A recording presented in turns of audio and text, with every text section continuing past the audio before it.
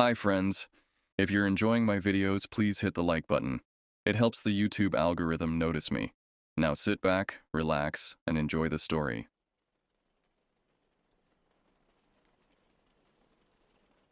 It was nearly 25 years ago that this happened.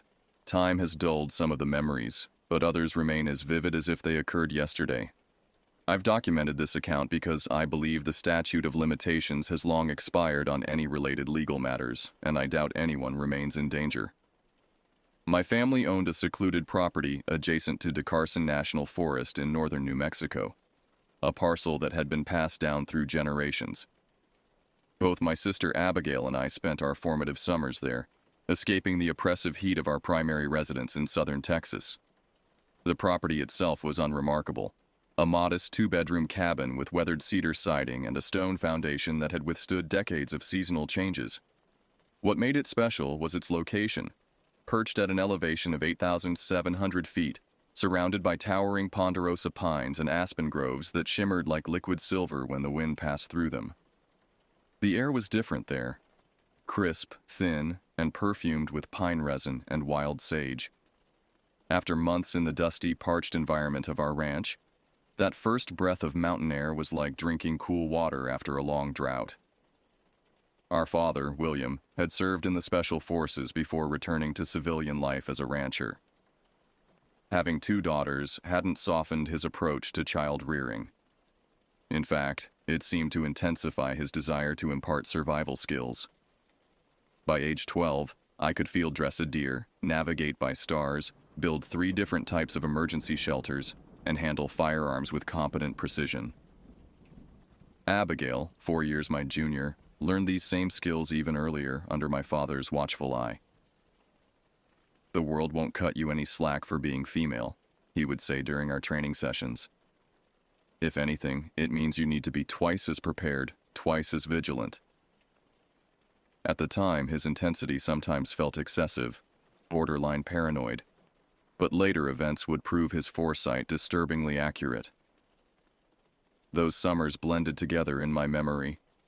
Countless hikes up rocky switchbacks, identifying edible plants, tracking deer through dense underbrush, and sleeping under brilliant, undiluted starlight. Even as teenagers, when many of our peers had begun to discover the allure of shopping malls and social gatherings, Abigail and I remained enthralled by the wilderness. It was our playground, our classroom, and occasionally, our sanctuary. The events I'm about to describe occurred during the summer of 2000, when I was 21 and home from my junior year at the University of Arizona. Abigail was 17, restless with the particular energy of late adolescence. Our father remained at the ranch that summer, overwhelmed with work demands and promising to join us later when circumstances allowed. We drove up to the cabin with our mother, Joanna, an artist who found endless inspiration in the changing light on the mountains. The first 2 weeks passed uneventfully. Abigail and I explored familiar trails while our mother set up her easel on the cabin's wide porch or ventured into the nearby town to sketch local characters at the coffee shop. We fell into a comfortable routine, mornings spent helping with cabin maintenance, afternoons dedicated to exploration, evenings passing in comfortable silence around the stone fireplace as we read, played cards, or listened to the portable radio that sporadically caught signals from distant stations. I remember noticing changes in the forest that year, subtle deviations from the patterns I'd observed in previous summers. The wildlife seemed more scarce, the birdsong less frequent. Locals in town mentioned unusual animal behaviors. Deer appearing unnaturally thin despite abundant vegetation, coyotes venturing closer to residential areas despite the season. Their explanations varied from drought conditions to increased tourism disrupting natural patterns. None suspected the far more disturbing reality that lurked in the forest's depths. On the morning of June 28th, Abigail proposed hiking to Lost Lake, a remote alpine lake that had always been one of our favorite destinations. The weather forecast promised clear skies and moderate temperatures. Our mother, engrossed in a painting series, waved us off with her usual admonition to be back before dark. We packed our day packs with the practiced efficiency of seasoned hikers, water purification tablets, first aid supplies, high-calorie snacks, emergency blankets, topographical maps, compasses, and the lightweight hammocks we'd recently purchased. As we stepped off the cabin porch, I experienced a sudden, inexplicable hesitation, a momentary resistance that felt almost physical, as if the air itself had thickened to impede our progress. I dismissed it as nothing more than a random synapse firing in my brain. Now, with the clarity of hindsight, I recognize it as the first whisper of warning, a primal instinct attempting to override my rational mind. "Ready?" Abigail asked, adjusting her pack straps. I nodded, pushing away the unease. Always. We set off down the dirt driveway, unaware that within hours, our perception of the forest, and perhaps of human nature itself, would be irrevocably altered. We began our hike at approximately 8 in the morning, allowing ample time to reach Lost Lake, enjoy a leisurely lunch, and return before evening. The trailhead started only a quarter-mile from our cabin, where a weathered wooden sign marked the boundary between private land and national forest. Abigail led the way, her strawberry blonde hair gathered in a practical braid, her stride confident on the familiar path. The initial segment of the trail meandered through a dense mixed forest of spruce, fir, and aspen. Dappled sunlight filtered through the canopy, creating shifting patterns on the needle-covered ground. We maintained a steady pace, our conversation flowing easily between topics: her upcoming senior year, my summer internship plans, speculation about when our father might join us at the cabin. "Do you ever wonder what it would be like to grow up normally?" Abigail asked after a brief lull. "You know, with mall trips and silly crushes instead of learning how to fashion fishhooks from safety pins?" I laughed. Probably boring. Besides, how many of those normal girls could survive a week out here? She smiled, but something in her expression suggested she wasn't entirely convinced. True. But sometimes I feel like we missed something. Like we're prepared for disasters that will never happen. How eerily prescient her words would prove to be. About 2 miles in, the trail began its ascent in earnest, switchbacking up the eastern slope of the mountain that cradled Lost Lake in its northern basin. The vegetation thinned as we gained elevation, opening spectacular vistas of the valley below. We paused occasionally to catch our breath and drink from our water bottles. During one such break, I noticed unusual markings on a large ponderosa pine, 3 parallel gouges in the bark, approximately 6 feet from the ground. "Bear markings?" Abigail suggested, tracing her fingers along the indentations. I frowned, studying the pattern. Maybe, but they seemed too uniform, too deliberate. I took a step back, surveying the surrounding trees. Several others bore similar markings, creating what appeared to be a directional pattern leading deeper into the forest, away from the trail. "Someone marking a route?" Abigail offered. "Possibly." I snapped a few photos with my disposable camera, more out of curiosity than concern. We continued our ascent, the marked trees fading from both sight and mind, as the trail demanded our full attention. As we approached the junction where the trail split, one fork continuing to Middle Fork Lake, the other ascending to Lost Lake, we encountered a trio of hikers making their descent. They were middle-aged men with expensive gear and the ruddy complexions of weekend warriors. We exchanged brief pleasantries mentioning our destination. "Lost Lake?" The tallest of the 3 frowned slightly. "Might want to reconsider. We passed 2 rangers up there yesterday who mentioned they'd found some unusual animal remains. Could be nothing, but they seemed concerned enough to document it." His companion nodded. "They were collecting samples, taking photographs. One mentioned something about ritualistic positioning. Probably just some kids messing around, but still." The third man laughed. "Or it's the Jersey Devil on vacation. Heard he likes the Southwest this time of year." We thanked them for the information, assuring them we'd be cautious. After they continued down the trail, Abigail turned to me. "Should we turn back?" Her voice carried no fear, only pragmatic consideration. I hesitated, weighing the warning against our anticipation of reaching the lake. Let's continue, but stay extra alert. If we see anything concerning, we'll head back immediately. She nodded, and we proceeded toward the Lost Lake Junction. The trail narrowed here, forcing us to walk single file. I took the lead now, instinctively placing myself between potential threats and my younger sister. The forest had grown quieter, I realized. No chattering squirrels, no birdsong. Even the wind seemed to have stilled, leaving us in a pocket of unnatural silence. "Do you notice that?" I whispered. "The quiet?" "Yeah. Weird." We continued in silence, our senses heightened. The trail steepened dramatically for the final mile, requiring careful footing on loose scree and exposed roots. Sweat beaded on my forehead despite the cool mountain air. Each step felt somehow significant, as if we were no longer simply hiking but crossing a threshold into unfamiliar territory. Near the summit of the ridge, I paused to catch my breath and turned to check on Abigail. She stood several paces behind me, her gaze fixed on something in the forest to our right. "What is it?" I asked, moving back to join her. She pointed wordlessly.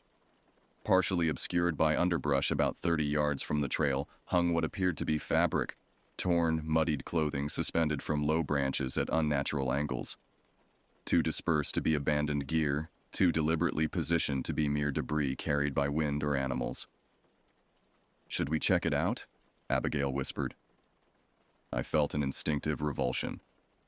"No. Whatever it is, it's not our concern." We pressed onward with renewed urgency, cresting the ridge 20 minutes later. Below us, nestled in a natural cirque formed by ancient glacial movement, lay Lost Lake, a heart-shaped body of water approximately 3 acres in size. Its emerald green surface reflected the surrounding peaks with mirror-like precision. Under different circumstances, the view would have inspired awe. That day, it triggered an almost overwhelming desire to retreat. "We've come this far," Abigail said, reading my expression. "Let's at least eat lunch before heading back." I nodded, unable to articulate the formless dread building within me. We descended the final half-mile to the lakeshore in silence, each lost in private thoughts, neither willing to give voice to the unease that had settled over us like a physical weight. Lost Lake earned its name from both its remote location and the difficulty early cartographers had in consistently locating it on maps. Nestled in a recessed basin and surrounded by dense conifer forest, it remained hidden from view until hikers were practically at its shore. The lake's distinctive heart shape was only visible from certain vantage points on the ridge above, a geological valentine carved by ancient forces. We reached the shoreline just after noon. The lake's surface lay perfectly still, unruffled by wind or wildlife. No fish jumped, no insects skimmed across its mirrored face. The surrounding forest maintained its unsettling silence. We found a sunlit clearing near the water's edge and shrugged off our packs. "I'll set up the hammocks," Abigail offered, extracting the bundled nylon and cord from her backpack. I nodded, unpacking our lunch of jerky, dried fruit, and granola bars. Despite the physical exertion of the hike, I found my appetite diminished by the persistent sense of wrongness that permeated the area. The sunlight seemed too harsh, the shadows too deep, the silence too absolute. "Do you think we're alone up here?" Abigail asked, securing her hammock between 2 sturdy lodgepole pines. I scanned the visible shoreline and adjacent forest. "Probably. Those hikers we met were heading down, and they said the rangers were here yesterday." "Then why does it feel like we're being watched?" I couldn't answer because I felt it too, the prickling awareness of unseen observation. We ate quickly, our conversation sparse and artificially casual. Afterward, against my better judgment, I suggested we explore the lakeshore before heading back. "I thought you were getting weird vibes," Abigail said, raising an eyebrow. "I am," I admitted. "But we hiked all this way. Might as well complete the circuit before leaving." We packed our hammocks and began walking the lake's perimeter counterclockwise. The narrow trail occasionally disappeared beneath fallen trees or rocky outcroppings, forcing us to improvise detours. About halfway around, Abigail stopped abruptly, her head lifted like a deer scenting danger. "Do you smell that?" she asked, her voice tight. I inhaled deeply and immediately regretted it. The odor was unmistakable to anyone who had ever field-dressed game. The metallic tang of fresh blood, the sickly sweet undertone of exposed viscera, the beginning notes of decomposition. "Dead animal," I confirmed. "Recently killed." Abigail's expression wavered between curiosity and revulsion. "Should we check it out?" Every instinct screamed against it, but my rational mind argued that identifying the source might dispel some of the unease that had plagued us since arriving. "Carefully," I conceded, "but we stay together, and we leave at the first sign of anything unusual." We followed the strengthening scent into the tree line, moving deliberately and making more noise than necessary, both to alert any wildlife to our presence and to fortify ourselves against the growing dread. Approximately 50 yards from the shore, in a small clearing ringed by dense spruce, we found the source. The deer, a young doe, lay splayed on her side, her abdomen brutally excavated. But it wasn't the kill itself that froze us in place. It was the methodical arrangements surrounding it. The animal's internal organs had been removed and positioned in a perfect circle around the carcass. Between each organ lay small stacks of rocks. 3 stones per stack, the smallest at the bottom, the largest at the top. The deer's eyes remained open, glassy orbs reflecting the forest canopy above.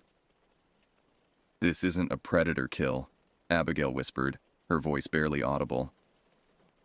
"This is human," I finished, my throat constricting around the word. We stood transfixed by the grotesque display, unable to retreat yet unwilling to approach. The precision of the arrangement suggested purpose beyond mere sadism. A ritual or ceremony whose meaning remained obscure, but whose malevolence seemed undeniable. Movement at the clearing's edge shattered our paralysis. A figure emerged from between 2 closely spaced trees, stepping into partial sunlight. My initial impression was of wrongness. A human form somehow misaligned with normal proportions. The man, and it was a man, though his humanity seemed compromised by his appearance, stood approximately 6 feet tall, his bare torso and arms completely coated in what could only be the deer's blood. He wore what appeared to be tattered hiking shorts, the fabric darkened with grime and dried fluids. His hair hung in matted clumps, indeterminate in color beneath layers of dirt and blood. But it was his eyes that captured and held my attention. Wide, unblinking, and filled with an awareness that seemed simultaneously vacant and hyper-focused. He made no sound, no movement beyond his initial appearance. He simply stood, partially concealed by shadow, staring at us with those terrible, cognizant eyes. Beside me, I felt Abigail trembling, her breath coming in shallow gasps that threatened to escalate into hyperventilation. My father's training activated on an almost cellular level. Assess threat, establish control, create advantage. "Hey there," I called, my voice surprisingly steady. "That's quite a kill you've got. Bow hunting?" The absurdity of small talk in this context wasn't lost on me, but normalization often diffuses tension. The blood-covered man remained motionless, offering no response. His stare intensified, focusing particularly on me with unsettling intensity. I placed my hand deliberately on the hunting knife sheathed at my hip, not drawing it but ensuring he registered its presence. "We're just passing through," I continued, maintaining eye contact. "Don't mean to interrupt your work." Still no response. No blink, no shift in posture. If not for the almost imperceptible rise and fall of his chest, he might have been a crimson statue erected in the forest as some grim warning. Slowly, maintaining a casual appearance that belied my racing heart, I reached behind me to grasp Abigail's wrist.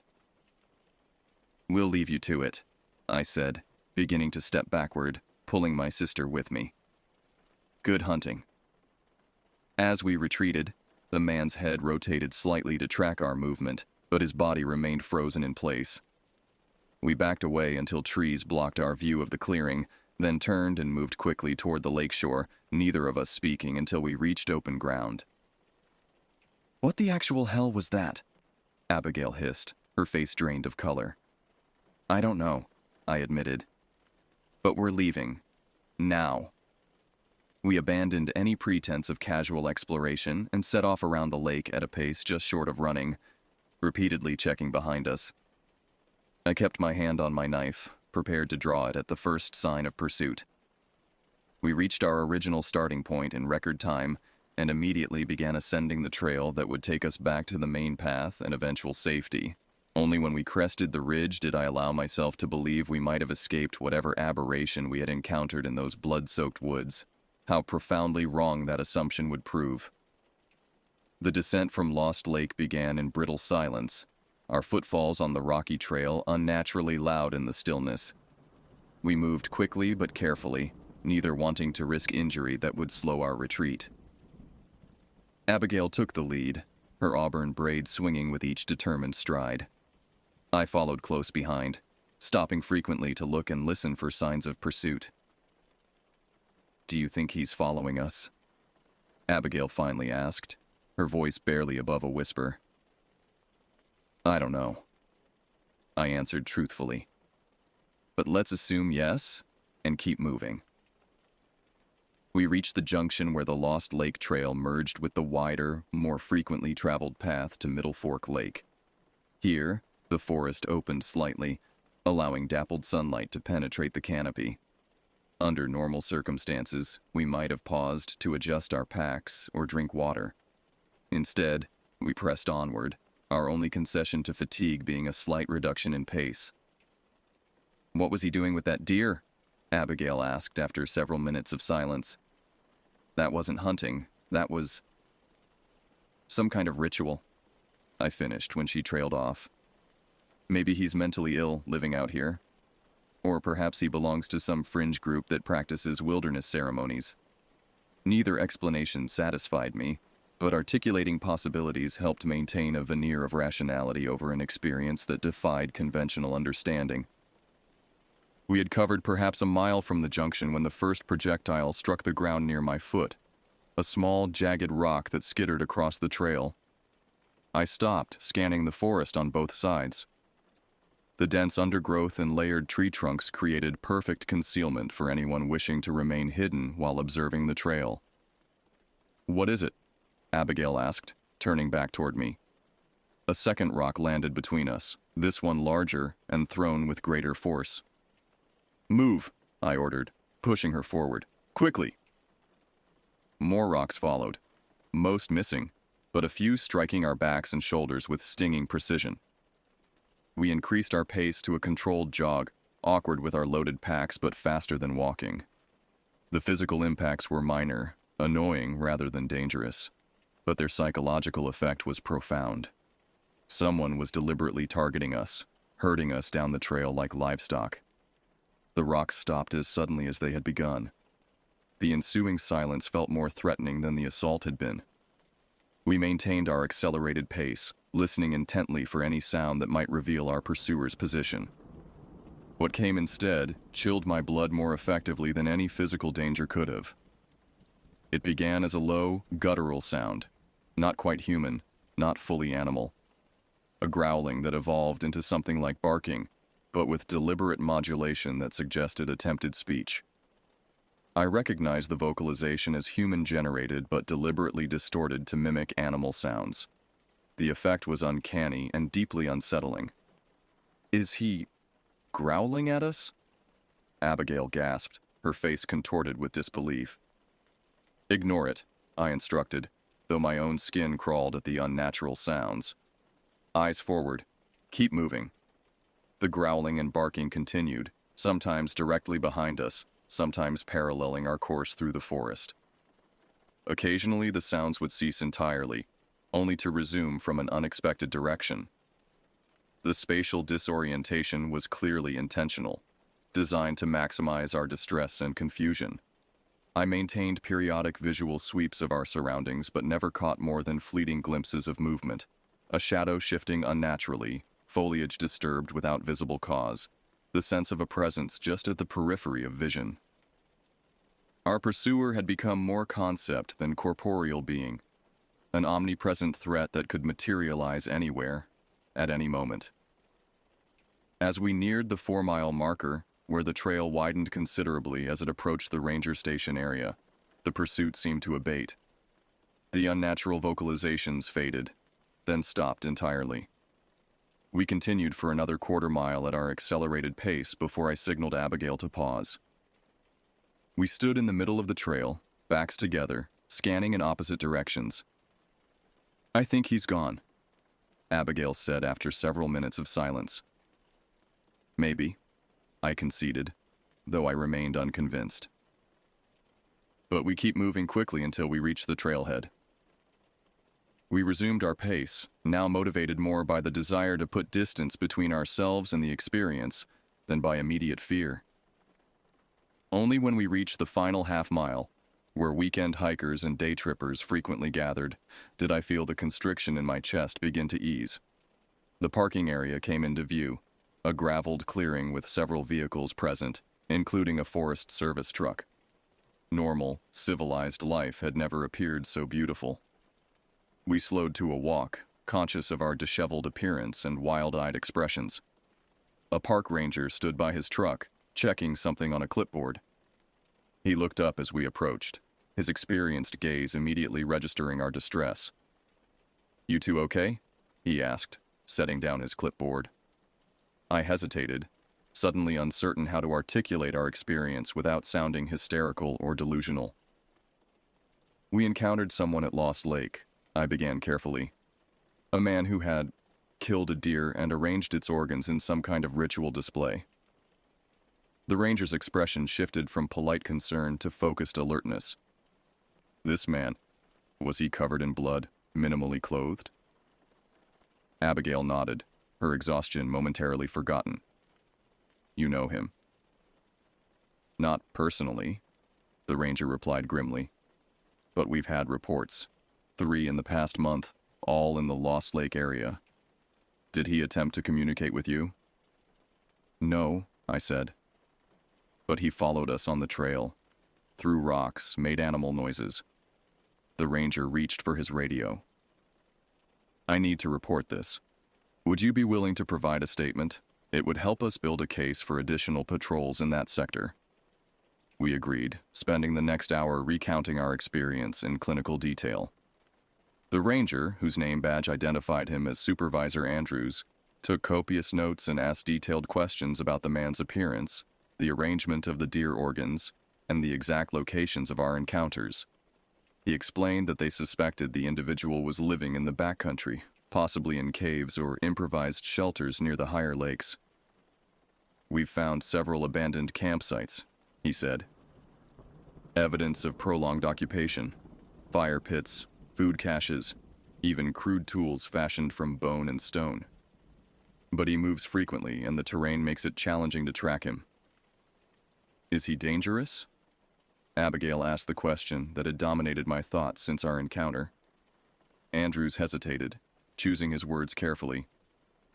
"We haven't had reports of direct attacks on humans, but his behavior is unpredictable, clearly disturbed. I'd classify him as potentially dangerous, especially if cornered or provoked." He offered to drive us back to our cabin, but I declined, knowing the short walk would help process the adrenaline still coursing through our systems. Before we left, Andrews provided his direct number and extracted a promise that we would stay away from the Lost Lake Trail for the remainder of our stay. The walk home passed in exhausted silence, each of us retreating into private thoughts. The forest that had always represented sanctuary now felt compromised, infused with a malevolence that no amount of ranger patrols could entirely dispel. As our cabin came into view, I experienced a surge of relief so intense it bordered on pain, the visceral gratitude of prey returning to its den after a narrow escape. Our mother met us on the porch, alerted to our distress by expressions we couldn't conceal. We recounted the day's events again, this time allowing the fear and bewilderment we'd suppressed to color our narrative. She listened without interruption, her artist's eye noting details we hadn't consciously registered. The precise arrangement of the stone stacks, the unnatural stillness of the lake, the deliberate patterning of rocks thrown to hurt rather than harm. As darkness descended, we secured the cabin with unusual thoroughness, checking window locks, drawing curtains, positioning furniture against the front and back doors. These precautions were likely unnecessary given our distance from Lost Lake, but they provided psychological comfort that logic alone couldn't supply. That night, lying in my familiar bed, I strained to distinguish normal forest sounds from potential threats. Every snapping twig, every rustle of leaves carried new significance. When sleep finally claimed me near dawn, it brought dreams of pursuit through endless forest corridors, a blood-covered figure always just beyond clear sight, the sound of inhuman barking echoing through ancient trees. Morning arrived with deceptive normality, sunlight streaming through cabin windows, the comforting aroma of coffee brewing in the kitchen, birds resuming their territorial songs outside. For a brief, disoriented moment upon waking, I wondered if the previous day's events had been merely an elaborate nightmare. The lingering muscle soreness from our frantic descent and the haunted expression in Abigail's eyes quickly dispelled that comforting notion. Our mother had already contacted our father, relating our experience in sufficient detail to prompt his immediate departure from the ranch. He would arrive by evening, bringing with him the reassuring certainty that had defined our childhood, his unshakable belief that any situation, however dire, could be managed with proper preparation and decisive action. After a subdued breakfast, our mother insisted we contact the local sheriff's office to file an official report. The responding deputy, a woman named Rivera with shrewd eyes and a no-nonsense demeanor, arrived within the hour. She recorded our statements with professional detachment, occasionally interjecting questions that revealed her familiarity with both the forest's geography and similar incidents. "We've had reports from this area dating back decades," she explained, closing her notebook after we'd finished. "Most are dismissed as encounters with wildlife or overactive imaginations. Others—" She paused, weighing her next words carefully. "Others align consistently with what you've described." "You mean this has happened before?" Abigail asked. "The ritual arrangements, the pursuit?" Deputy Rivera nodded. "The National Forest contains over 200,000 acres of largely unmapped wilderness. Perfect territory for someone wanting to disappear from society. We've documented at least 3 individuals living off-grid in these mountains over the past 30 years, each exhibiting behavior that could be classified as ritualistic or delusional." "And you never apprehended them?" I couldn't keep the accusation from my voice. 2 were eventually found, one dead from exposure, another voluntarily emerged after 5 years and was institutionalized. She met my gaze directly. "The 3rd remains active, based on periodic reports like yours. We coordinate with Forest Service rangers, but their resources are stretched thin, and the constitutional grounds for apprehending someone simply living in the wilderness are complex." After Deputy Rivera departed, promising increased patrols near our property, we found ourselves at loose ends, unwilling to venture back into the forest, but equally resistant to remaining housebound by fear. Our mother suggested driving into town for lunch and supplies, an outing that would occupy several hours and provide a welcome change of scenery. The town of Carson Springs consisted of a single main street lined with businesses catering primarily to tourists and seasonal residents. A general store, hardware supplier, 2 restaurants, various gift shops, and a small medical clinic. We parked near the diner, a local institution known for enormous portions and waitresses who called everyone honey, regardless of age or gender. The lunch crowd had thinned by our arrival, allowing us a booth by the window overlooking the street. Our mother excused herself to visit the restroom, leaving Abigail and me to study laminated menus featuring dishes named after local landmarks and historical figures.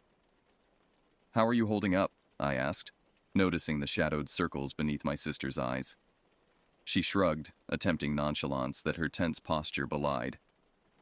"Fine. It was scary, but we're safe now." Her fingers traced the condensation on her water glass. "Do you think he really followed us the whole way back? Or were we just paranoid after seeing him?" He followed us, I said with certainty. Those sounds weren't natural, and the rocks were deliberately thrown. But why? If he wanted to hurt us, he had opportunities. I considered this. Maybe hurting wasn't the goal. Maybe it was about establishing territory, or simply the pleasure of inducing fear. Our conversation paused as our waitress approached, a woman in her 60s with bleached blonde hair and reading glasses suspended from a beaded chain around her neck. She took our orders efficiently, then hesitated, studying our faces with unexpected intensity. "You two staying up at the Carson Ridge property?" she asked. Surprised, I nodded. "How did you know?" "Recognized the family resemblance. Your folks been coming here for years." She lowered her voice slightly. "Heard you had some trouble up near Lost Lake yesterday." News traveled with remarkable efficiency in small towns. "Word gets around fast," I observed. "Community looks out for its own," she replied. "Special place up there, Lost Lake. Some say too special." Her expression grew distant. "My brother-in-law worked search and rescue back in '84 when they found those hikers' belongings scattered all around that lake. No bodies ever recovered. Just their gear, laid out in patterns." Abigail leaned forward. "What kind of patterns?" The waitress glanced around as if concerned about being overheard. "Circles, mostly. Personal items arranged around central points, like offerings." She tapped the table twice with her pen. "Fork'll be up with your food shortly," she added in her normal volume, then moved to another table. Abigail and I exchanged glances, the implication hanging unspoken between us. Our encounter represented not an isolated incident, but another link in a chain of disturbing events stretching back decades. Our mother returned, and we ate with minimal conversation, each absorbed in private thoughts. Afterward, we visited the general store for supplies, additional locks for the cabin windows, high-powered flashlights, and an air horn that might serve as both alarm and deterrent. At the checkout counter, the elderly proprietor raised an eyebrow at our selections. "Expecting trouble up at your place?" "Just being cautious," our mother replied smoothly. "William's joining us tonight, but until then we thought some extra security might be prudent." The man nodded sagely. "Smart, especially after what your girls saw up at Lost Lake." He leaned over the counter, lowering his voice conspiratorially. "Been stories about that area since before my time. Old man Hayward claimed he saw something similar back in the '50s. Said he found arrangements of animal parts and stones laid out in patterns. Nobody believed him until 3 separate hunting parties reported the same thing." "And no one ever identified who was responsible?" I asked. The storekeeper shrugged. "Forest Service blamed it on transient individuals. Local theory was more specific." He tapped the side of his head significantly. "Vietnam veteran gone bush," they said. "Went into those mountains in '72 and never really came back to civilization. Just his body returned, not his mind." I considered mentioning that the timeline wouldn't align with our recent encounter, but decided against it. Local folklore often compressed or expanded time to accommodate narrative convenience. By mid-afternoon, we had returned to the cabin, our vehicle loaded with supplies that reflected our heightened awareness of vulnerability. Our mother busied herself with practical tasks, checking phone lines, testing new locks, establishing protocols for nighttime bathroom visits that wouldn't leave anyone alone and exposed. Abigail retreated to the porch swing with a book she made no pretense of reading, her gaze repeatedly drawn to the forest edge visible through the clearing. I found myself restless, moving from window to window, scanning the tree line with a vigilance that bordered on obsession. The distinctive sound of tires on gravel announced our father's arrival shortly before sunset. His truck kicked up dust as it rounded the final bend in the driveway, the familiar sight of his silhouette behind the wheel triggering an almost physical wave of relief. He emerged from the vehicle with the contained energy that characterized his movements, deliberate, economical, never wasted. The family reunion was brief and focused. After cursory embraces, our father requested a comprehensive account of the previous day's events. We sat at the kitchen table, retracing our experience with as much detail as we could recall.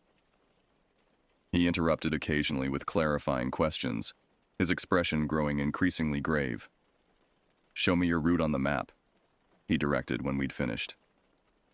I spread the topographical survey of the DeCarson forest on the table, tracing our path with my finger. We encountered him here, at Lost Lake. The pursuit continued along this section of trail until approximately here, where it joins the main path. Our father studied the map intently, occasionally marking locations with a pencil. When he finally looked up, his expression had shifted from concern to resolution. "First thing tomorrow, I'm going up there with Jack and Eduardo from the ranger station. We'll conduct a proper search of that area." His tone brooked no argument. "Meanwhile, none of you leaves this property until we return. Keep doors locked, curtains drawn after dark. If anything seems unusual, call both the rangers and the sheriff immediately." That night, our father performed a methodical inspection of the cabin's perimeter, checking sight lines, potential approach vectors, and defensive positions with the thoroughness of his military training. He established watch rotations, insisting that someone remain awake and alert throughout the night. Despite our mother's protests about overreaction, he remained adamant. "This isn't about the girls being frightened by a hermit," he explained, his voice quiet but firm. "The behavior they described, the ritual arrangement, the sustained pursuit, the mimicry, these are predatory patterns, calculated to instill maximum fear while assessing potential vulnerability." My shift came from midnight until 2 a.m.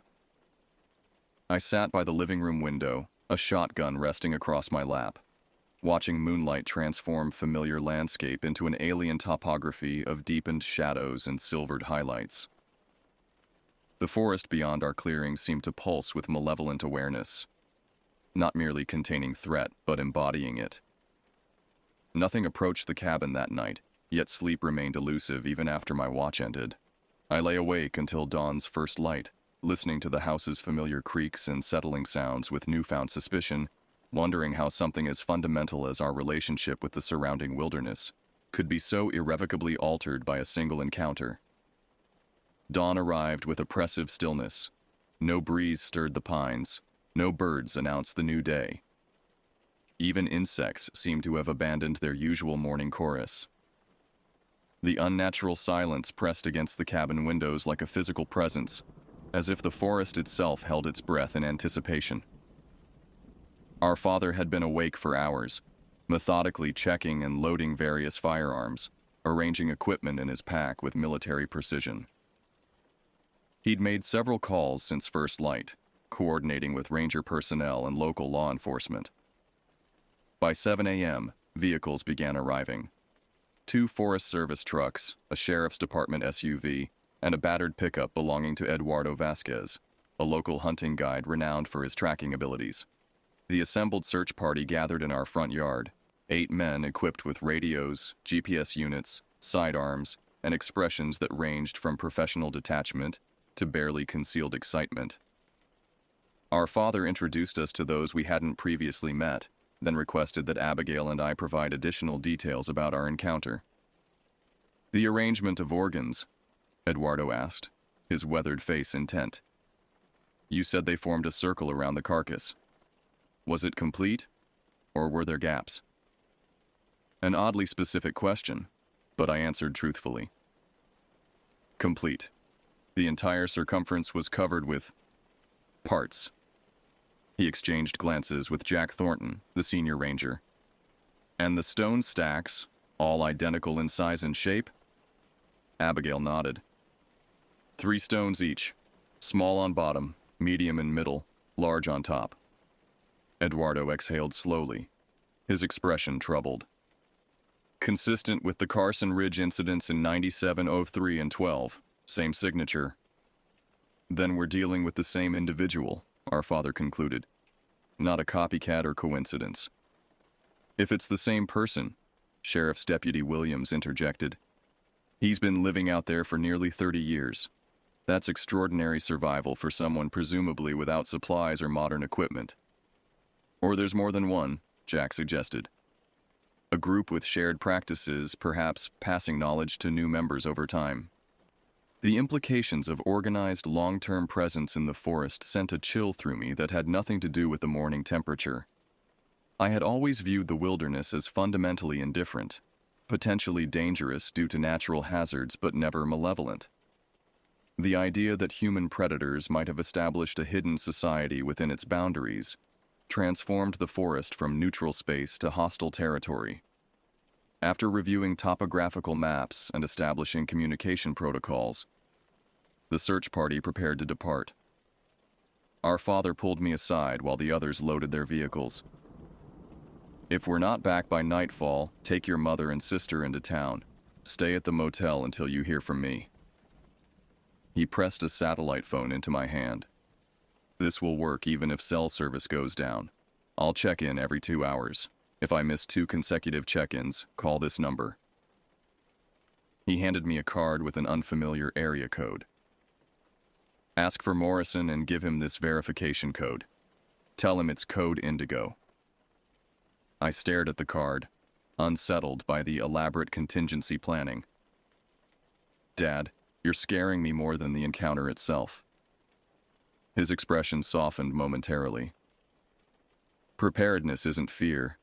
It's respect for potential threat. Probably nothing will happen beyond finding some abandoned campsites and unusual arrangements of stones. But if something does happen, you'll know exactly what to do. He embraced me briefly, then walked toward his truck where the others waited. I watched them depart, the convoy of vehicles disappearing down our long driveway, swallowed by the dense forest that suddenly seemed like an entity with deliberate purpose rather than mere landscape. The day passed with excruciating slowness. Our mother attempted to maintain normalcy through routine activities, preparing meals, sketching at her easel, discussing plans for cabin improvements. Abigail retreated into an uncharacteristic silence, responding to questions with monosyllables while keeping the satellite phone within arm's reach at all times. I found myself unable to concentrate on reading or other diversions, instead pacing between windows, scanning the forest edge for any movement or anomaly. Every 2 hours, precisely on schedule, the phone chirped with our father's check-in. Area secure, continuing search. The brevity revealing nothing about their findings or lack thereof. By mid-afternoon, cloud cover had thickened, transforming daylight into premature dusk. The temperature dropped noticeably, and distant thunder rumbled beyond the mountains, unusual weather for early July. I checked the emergency radio for forecasts, learning that an unexpected system was moving through, bringing potential for severe thunderstorms. At 4:17 p.m., between scheduled check-ins, the satellite phone rang. I answered immediately, tension constricting my chest. "We found something," our father said without preamble. "Multiple encampments, recently abandoned, evidence of long-term habitation. Eduardo estimates at least 3 individuals based on footprint patterns." 3? The number shocked me. I had envisioned a solitary hermit, not a group. What kind of evidence? Fire pits with elaborate stone arrangements, crude shelters constructed from natural materials, what appears to be a system for food storage and preservation. He paused, his breathing audible. And symbols, carved into trees, arranged in stones. Eduardo recognizes some from indigenous traditions, but others... Another pause. Others he's never encountered. "Have you seen anyone?" I asked. "Negative. But we're being observed. Eduardo's certain of it." Static interfered with the connection momentarily. "Listen, the weather's deteriorating rapidly up here. We're suspending the search and heading back. Should be at the cabin within 2 hours. Keep everything locked until we arrive." The connection ended before I could respond. I relayed the information to our mother and Abigail, whose expressions reflected the same unease I felt. The confirmation of multiple individuals living secretly in the forest, potentially organized around shared ritualistic practices, transformed our understanding of the environment we had considered familiar and largely benign. Outside, The storm gathered intensity. Wind whipped through pine boughs, creating a low moaning that seemed almost vocalized. Lightning flashed with increasing frequency, followed by thunder that vibrated through the cabin's structure. Rain began, as individual drops striking the roof like hesitant fingertips, then quickly escalated to a deafening downpour that obscured visibility beyond a few yards. We secured windows against the strengthening gusts, checked door locks, and positioned ourselves in the central living area with clear sightlines to all entrances. The combination of natural storm and human threat created a siege mentality that none of us acknowledged aloud, but all clearly felt. At precisely 6 p.m., headlights appeared through the curtain of rain, multiple vehicles approaching slowly along our driveway. Relief surged through me, immediately followed by uncertainty. Was it truly our father's group returning, or someone else who had observed their departure and chosen this moment to approach? Our mother moved to the front window, peering carefully around the curtain edge. "It's them," she confirmed, her shoulders relaxing visibly. Moments later, our father entered, followed by Eduardo and Jack. Water streamed from their rain gear, pooling on the wooden floor. Their expressions carried a gravity that dispelled any hope for reassuring news. "Where are the others?" I asked, noting the absence of the remaining search party members. "Returned to town to file preliminary reports and coordinate additional resources," our father explained, removing his sodden jacket. "We need to talk, all of us." We gathered at the kitchen table while the men accepted mugs of hot coffee.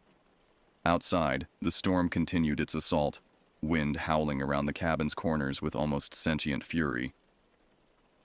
"Tell them what we found," our father instructed Eduardo after several minutes of silence. The tracker set down his coffee, his weathered face grave. "First, the encampments. 3 distinct sites, each with unique characteristics but sharing fundamental elements: strategic positioning with multiple escape routes, specialized areas for different activities, and symbolic markings that create boundaries." He paused, selecting his words carefully. "The level of sophistication suggests long-term habitation, years, possibly decades." "How many people?" Abigail asked, her voice barely audible over the storm. "Based on physical evidence, footprints, sleeping areas, personal items, at least 3 adults, possibly more." Eduardo's expression darkened. "The concerning element isn't the number, but the organization. These aren't separate individuals who happen to adopt similar survival strategies. Their encampments, while kilometers apart, show identical ritualistic elements arranged in precise patterns that couldn't occur by chance." Jack continued the narrative. "We found evidence of communication systems, primitive but effective, modified animal calls, stone arrangements that change position daily, markers on trees that appear recent. They're coordinating their movements, possibly maintaining surveillance over sections of the forest, including the trails," our father added grimly.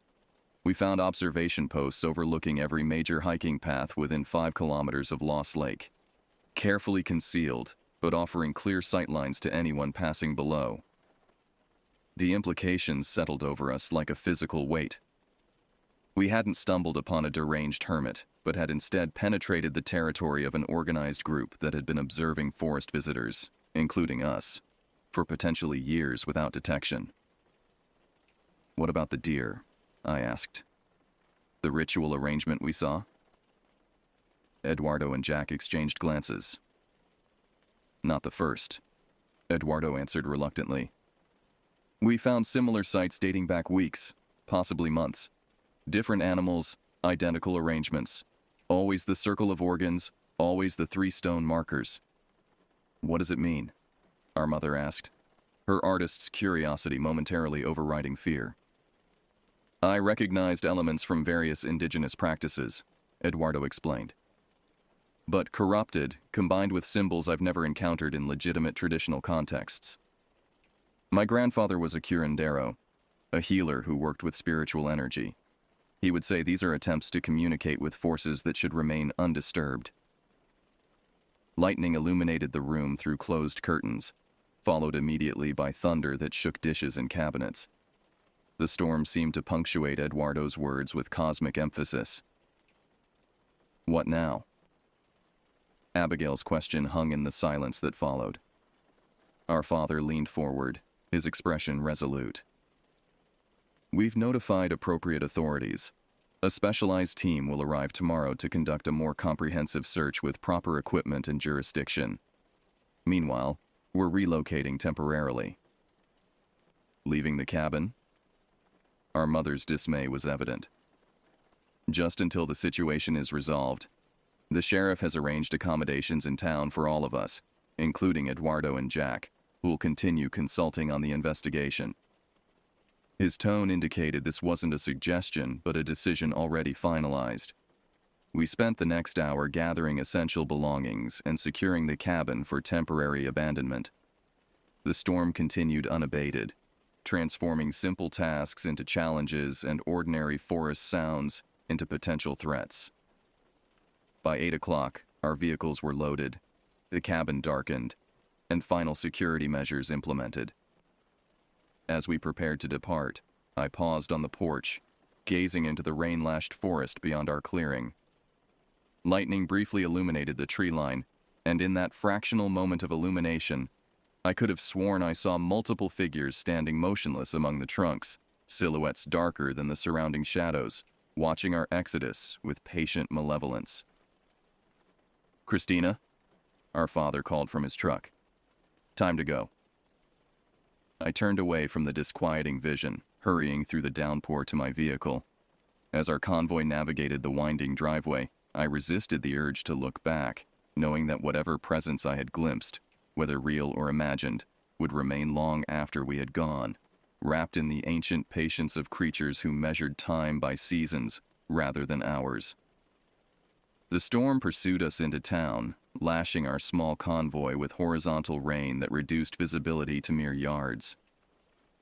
The 20-minute drive stretched to nearly an hour as we navigated flooded sections of road and cleared fallen branches from our path.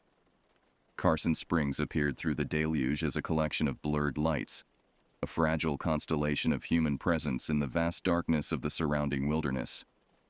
The accommodations arranged by the sheriff comprised a row of adjoining rooms at the Pinewood Motel, a single-story structure dating from the 1960s that had been maintained with more diligence than style. The motel manager, a nervous man named Lloyd, distributed room keys with repeated assurances that the property's generator would activate if power failed. "Happens every major storm," he explained, gaze darting between our faces and the rain-streaked window. "Nothing to worry about. System kicks in automatically. Only takes about 30 seconds of darkness." We thanked him and retreated to our assigned rooms, our parents in one, Abigail and me in another, with Jack and Eduardo occupying the third. The accommodations were basic but clean, featuring twin beds with floral spreads, laminate furniture, and bathrooms with avocado-colored fixtures that had somehow survived decades of changing design trends. Abigail immediately claimed the bed nearest the bathroom, dropping her duffel bag onto the faded coverlet. "So we're just supposed to stay here until when exactly?" Her voice carried the brittle edge of exhaustion and suppressed fear. "Until they find whoever's living out there, I guess," I replied, though I recognized the improbability of rapid resolution. Individuals who had successfully remained hidden for decades in 200,000 acres of wilderness were unlikely to be located through a single coordinated search. "And if they don't find them?" She sat heavily on the bed, springs protesting beneath her weight. "Do we just never go back? Abandon the cabin?" I had no answer that would provide comfort without dishonesty. Outside, thunder punctuated the silence between us, rattling the thin window panes in their frames. Our father knocked shortly thereafter, suggesting we reconvene in the motel's attached diner for a late dinner and briefing on next steps. The restaurant proved nearly empty at that hour, allowing our group to occupy a corner booth far from other patrons. A waitress with elaborately teased hair and excessive eye makeup distributed laminated menus, recited the evening's specials with practiced indifference, then retreated to fetch drinks. Our father waited until she had moved beyond earshot before addressing us in a lowered voice. The sheriff has arranged for 2 deputies to remain stationed at our property overnight. At first light, a specialized team from the State Investigation Bureau will begin an expanded search centered on the encampments we discovered today. What makes them specialized? I asked, curious about what resources might be deployed against such an unusual threat. They're part of the Behavioral Analysis Unit, experts in tracking individuals who establish territories in wilderness areas. Jack explained. They've handled similar cases in national forests across the country. Hermits, survivalists, fugitives who've created elaborate compounds beyond normal civilization. How common is this? Our mother asked, her artist's sensitivity to human behavior evident in her furrowed brow. Eduardo answered, his voice carrying the weight of personal knowledge. More common than most people realize. The deeper wilderness areas of this country have always attracted those seeking to separate themselves from society, sometimes for philosophical reasons, sometimes to escape legal consequences, sometimes due to mental illness that drives them from human contact, or sometimes because they're pursuing activities that cannot withstand scrutiny, our father added grimly. The waitress returned with drinks, effectively pausing the conversation. We ordered meals with minimal deliberation, each preoccupied with thoughts that diminished appetite. After she departed again, Jack continued where our father had left off. The concerning aspect here isn't isolated individuals living off-grid. That's been happening since the country was founded. It's the evidence of coordination, the ritualistic elements, and the apparent surveillance of hikers and visitors. He sipped his coffee, grimacing at its bitterness. Most wilderness dwellers avoid contact. These individuals appear to be intentionally monitoring human activity in their territory. For what purpose? I asked, though I wasn't certain I wanted the answer. Jack and Eduardo exchanged glances, a weighted communication passing between them. We found items at their encampments, Eduardo finally replied. Personal belongings that didn't match the overall aesthetic of their living spaces, newer, cleaner items that appeared to have been collected. Collected from whom? Abigail's voice had grown small. Hikers, most likely, our father interjected. People who reported items missing after visits to the forest. Nothing significant enough to suggest assault. Water bottles, single hiking boots, camera straps without cameras, partial rolls of film. Trophies, I whispered, the word emerging unbidden. Jack nodded grimly. Possibly. Or some form of ritualistic collection related to their belief system. Either way, it suggests deliberate interaction with visitors rather than mere observation. The remainder of our meal passed in relative silence, each of us processing implications too disturbing to articulate. Outside, the storm maintained its assault, rain driven horizontally against windows by gusting wind, thunder rumbling with decreasing intervals between strikes. As we prepared to return to our rooms, the motel manager appeared in the diner doorway, his anxious expression magnified by thick glasses that distorted his eyes.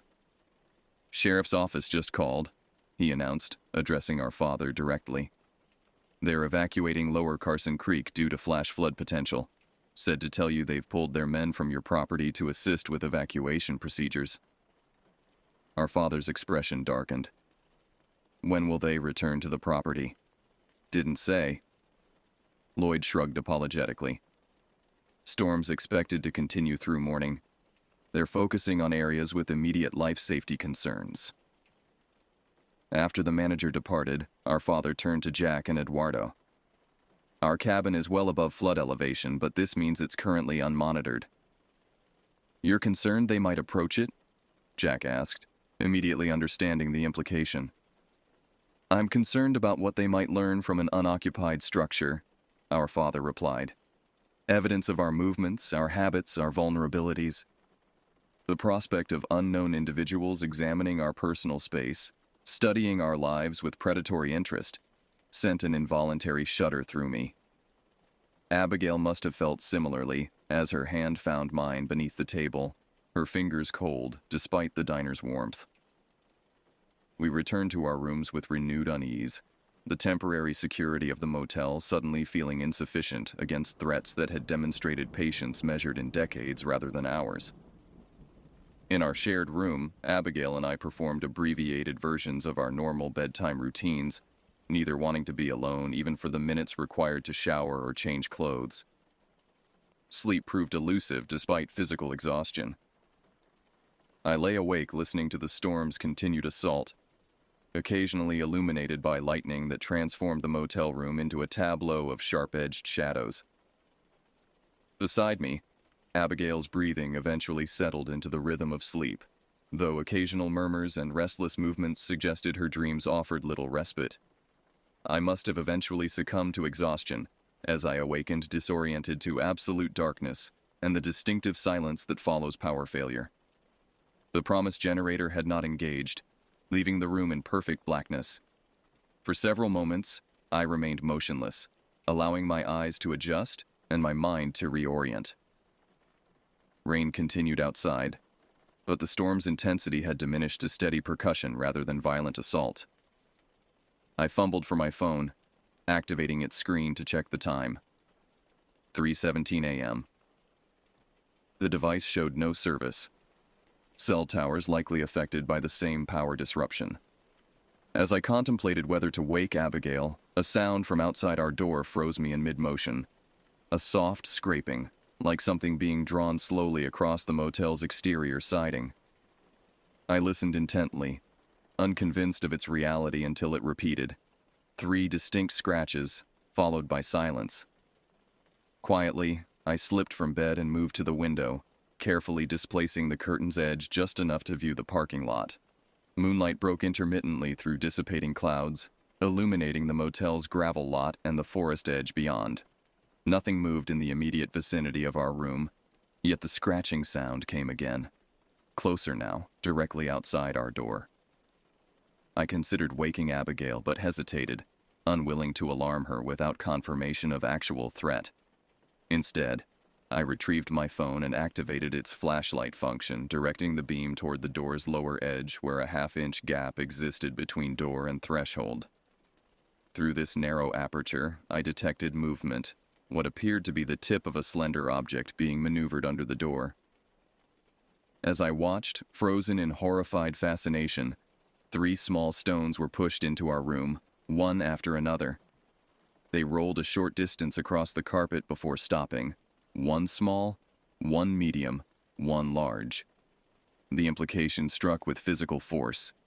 Whoever had arranged stones around the deer carcass was now outside our motel room, demonstrating both knowledge of our location and ability to approach undetected. I backed away from the door, pulse hammering in my ears, then crossed quickly to Abigail's bed.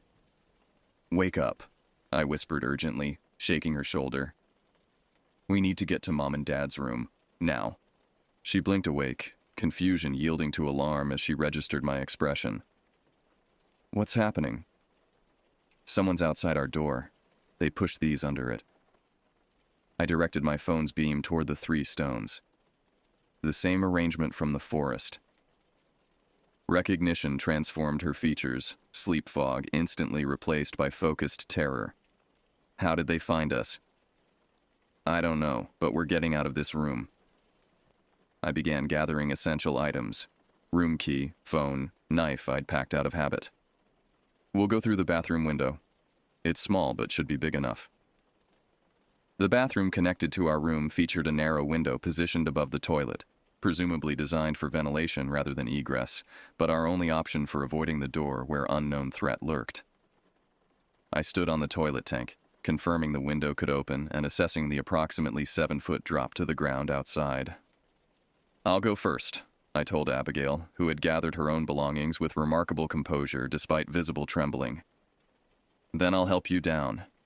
Once outside, we run directly to Mom and Dad's room. No hesitation, no looking around, straight there." She nodded, face pale in the phone's harsh light. I removed the window screen, wincing at the slight scraping sound it made, then eased the casement open. Cool, rain-scented air flowed into the bathroom, carrying with it the distant sound of a backup generator finally engaging, not the motels, but from somewhere deeper in town. I hoisted myself onto the windowsill, twisting to fit through the narrow opening. The exterior wall offered minimal handholds, but I managed to lower myself until only my fingertips maintained contact with the frame. Then I released, dropping the remaining distance to land in wet grass beside the building. After confirming no one occupied the immediate vicinity, I positioned myself beneath the window and whispered for Abigail to follow. She appeared moments later, face framed in the rectangular opening, fear evident in her expression but movements deliberate and controlled. With my guidance, she negotiated the awkward exit and drop, landing beside me with a soft impact partially absorbed by my supportive grip. We moved quickly along the building's rear wall, keeping close to the structure while advancing toward our parents' room located 5 doors down. The motel's exterior lighting remained disabled by the power outage, leaving us to navigate by moonlight between clouds and the distant glow of emergency lighting from town. As we rounded the building's corner, heading toward the front entrances, movement near the forest edge caught my attention, a shadow detaching from deeper darkness, advancing a few paces before stopping. The distance and limited visibility prevented clear identification, but the silhouette appeared human-sized, its stance unnaturally still. "Don't look," I murmured to Abigail, maintaining our pace toward our parents' room. "Keep moving." We reached their door without incident, knocking with urgent restraint, loud enough to wake them, but not to broadcast our location unnecessarily. Our father answered almost immediately, his expression shifting from alertness to concern as he registered our presence and demeanor. "Inside," he directed, ushering us through the doorway before securing it behind us.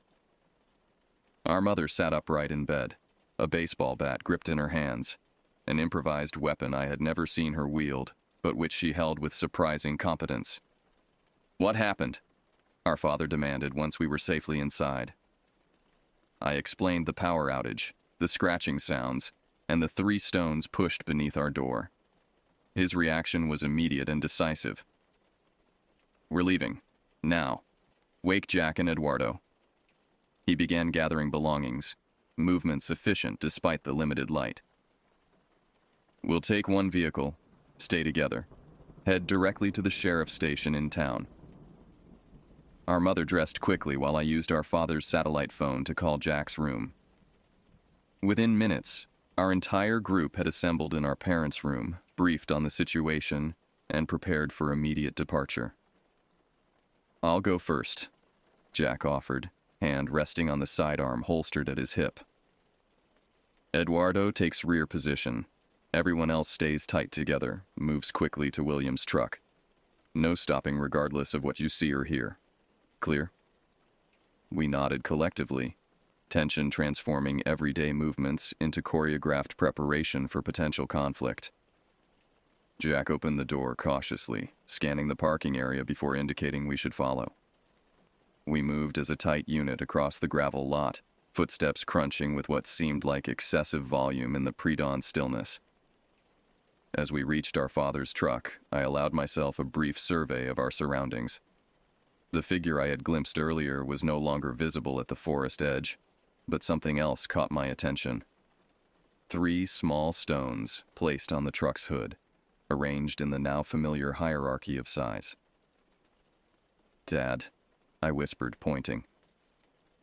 He saw the arrangement and exchanged glances with Jack, who immediately drew his weapon and executed a complete visual sweep of the area. Finding nothing immediately threatening, he motioned for us to enter the vehicle quickly. Our father drove with deliberate speed through the empty streets of Carson Springs, windshield wipers clearing intermittent rainfall. The town showed scattered evidence of the storm's impact: downed branches, minor flooding at intersections, darkened buildings awaiting power restoration. We reached the sheriff's station without incident, finding it illuminated by emergency lighting and bustling with activity despite the early hour. Deputy Rivera met us in the lobby, her expression transitioning from professional concern to focused alertness as our father explained recent events. She immediately arranged for us to be placed in a secure interview room, then departed to contact the specialized team originally scheduled to arrive later that morning. For nearly an hour, we waited in the institutional confines of the interview room, a space designed for interrogation rather than comfort, with hard chairs, a metal table bolted to the floor, and harsh fluorescent lighting that emphasized our exhausted appearances. Jack and Eduardo conferred quietly in one corner while our parents maintained reassuring proximity to Abigail and me. Eventually, Deputy Rivera returned, accompanied by a tall woman in civilian clothes who introduced herself as Special Agent Catherine Walsh from the State Investigation Bureau. "I understand you've had direct contact with our subjects," she said, addressing me directly. Her tone was professional but not unkind, her gaze analytical but not cold. "I'd like you to tell me everything you observed, beginning with your initial encounter at Lost Lake." For the next several hours, we provided detailed statements, examined photographs of items recovered from the forest encampments, and answered increasingly specific questions about our experiences. As morning fully arrived, additional personnel joined the investigation: forensic specialists, behavioral analysts, and experienced trackers familiar with the DeCarson Forest's most remote regions. By noon, a comprehensive search operation had been organized, with our cabin serving as the primary staging area. Helicopter surveillance would provide aerial reconnaissance, while ground teams systematically explored areas identified as most likely to harbor the forest dwellers' current locations. "What about us?" our father asked as the operational briefing concluded. "My family has been directly targeted. I need to know they'll be secure while this search proceeds." Special Agent Walsh nodded, understanding his concern. "We've arranged secure accommodations in Santa Fe, approximately 3 hours from here. You'll be escorted by state police and housed in a location known only to essential personnel. Once our operation concludes, we'll reassess security requirements for your return." The prospect of further displacement, moving even farther from our cabin and familiar surroundings, induced mixed emotions. Relief at increased security warred with resentment at being driven from our home by unseen threat. Yet the stones placed both in our motel room and on our vehicle demonstrated undeniable risk that transcended pride or inconvenience. As we prepared for departure to Santa Fe, I cast a final glance through the station windows toward the mountains that had defined my childhood summers. Their familiar silhouettes remained unchanged, despite the profound alteration in my perception of what dwelled within their forested slopes. Whatever primitive society had established itself in those remote valleys had existed long before my birth, and would likely persist long after this investigation concluded. Patient, secretive, and attuned to rhythms of existence that modern humanity had largely forgotten. "They'll find them," Abigail said, noticing my expression. "They have technology, resources, training." I nodded, unwilling to voice my private doubt. How does one locate individuals who have successfully evaded detection for decades? People who read the forest as easily as we read books, who understood its hiding places and natural camouflage with intuitive mastery born of necessity. "Maybe," I replied, turning from the window as our escort announced readiness to depart. "Or maybe they'll simply disappear deeper, wait until attention fades, then re-emerge when the forest belongs to them again." We departed Carson Springs under armed escort, leaving behind not only our property but also a fundamental assumption about the boundaries between civilization and wilderness. The comforting fiction that human predation remains constrained by social contract rather than merely disguised by it, awaiting opportunity to express its primordial nature when observation lapses. The search operation continued for 17 days. Specialized teams combed every quadrant of the DeCarson National Forest, employing technologies ranging from infrared aerial imaging to ground-penetrating radar. They discovered additional encampments, collected hundreds of artifacts demonstrating long-term habitation, and documented elaborate systems of territorial markers and communication methods. What they didn't find were the inhabitants themselves. The blood-covered figure from Lost Lake, or his companions, had vanished like smoke, leaving only material evidence of their existence. Our family remained in protective custody in Santa Fe throughout the operation, receiving daily briefings from Special Agent Walsh via secure communications. The progressive shift in her terminology revealed the investigation's trajectory, from active pursuit to expanded search to evidence collection, and finally to case documentation. Without stating it explicitly, the operation had transitioned from capture to analysis. On the 18th day, we were permitted to return to our cabin under security protocols that transformed our previously tranquil retreat into something resembling a military outpost. Motion sensors surrounded the property perimeter, cameras monitored approaches from all directions, and a direct line to both forest rangers and sheriff's deputies remained constantly active. For 2 weeks, we maintained hypervigilance, never hiking alone, never venturing far from the cabin, scanning the forest edge with instinctive wariness that bordered on paranoia.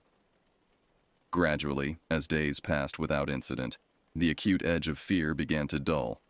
Security personnel were reduced, then withdrawn entirely.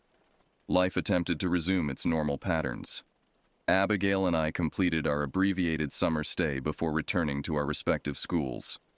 She to her senior year of high school, I to my final undergraduate semester. Distance and academic demands provided welcome distraction from lingering trauma, though certain effects persisted.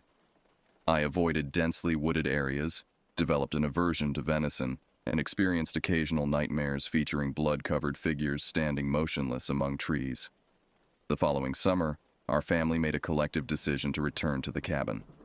The specialized teams had declared the area secure, with no evidence of renewed activity by the forest dwellers.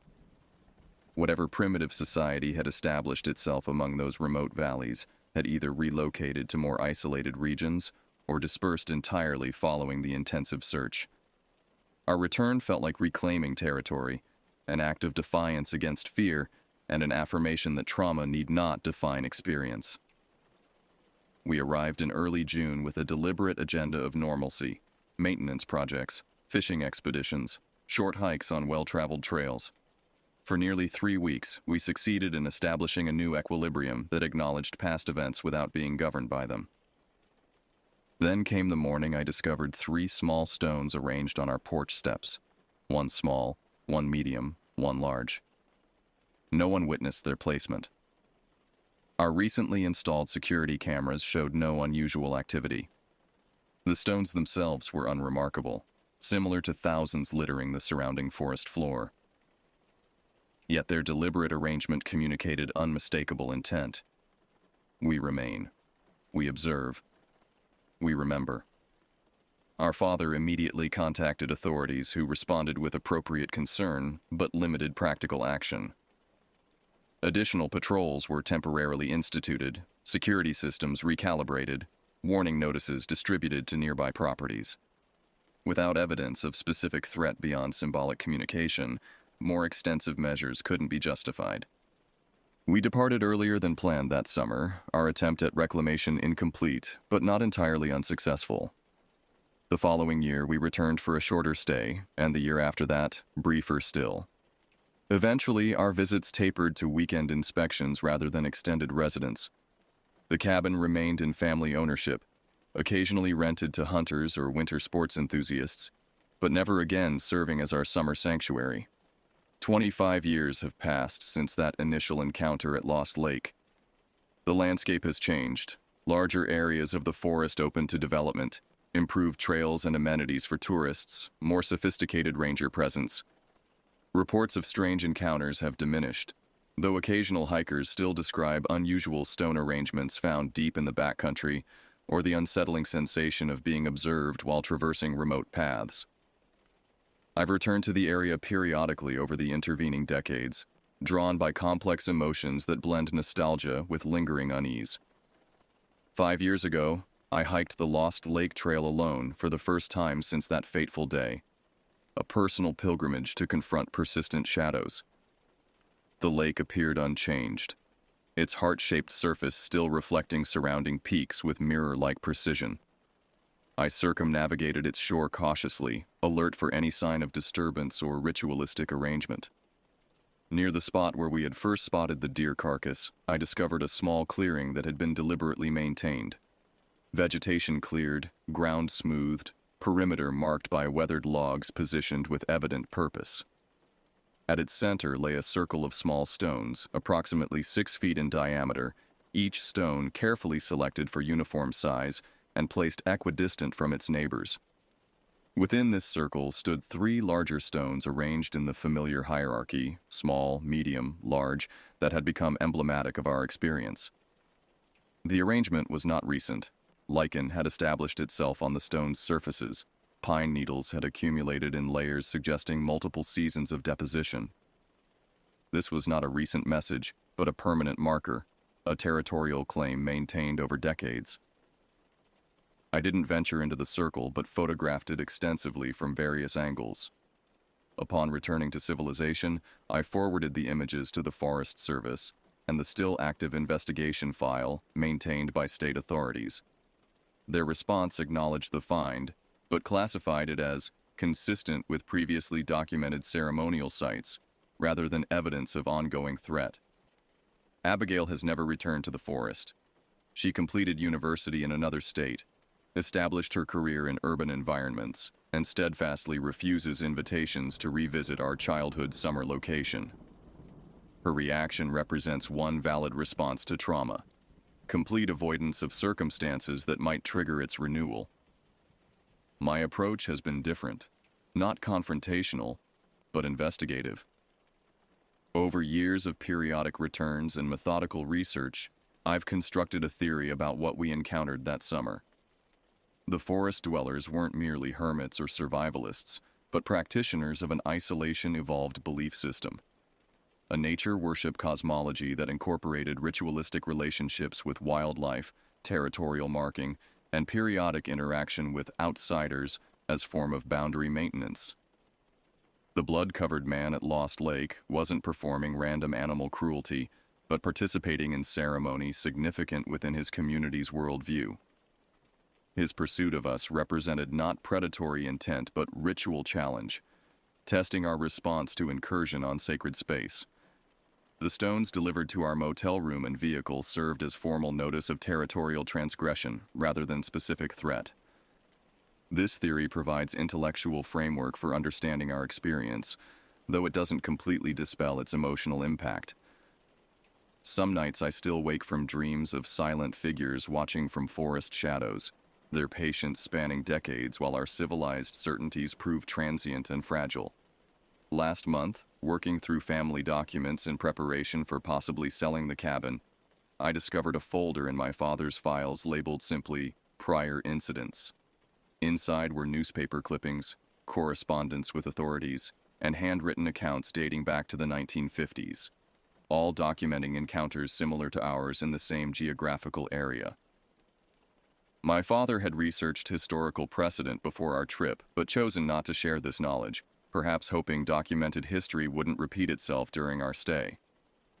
Among the papers was a partially completed manuscript titled "The Watchers of Carson," apparently my father's attempt to compile comprehensive documentation of these encounters. His notes referenced indigenous legends, geological anomalies unique to the region, and patterns of disappearance spanning centuries rather than merely decades.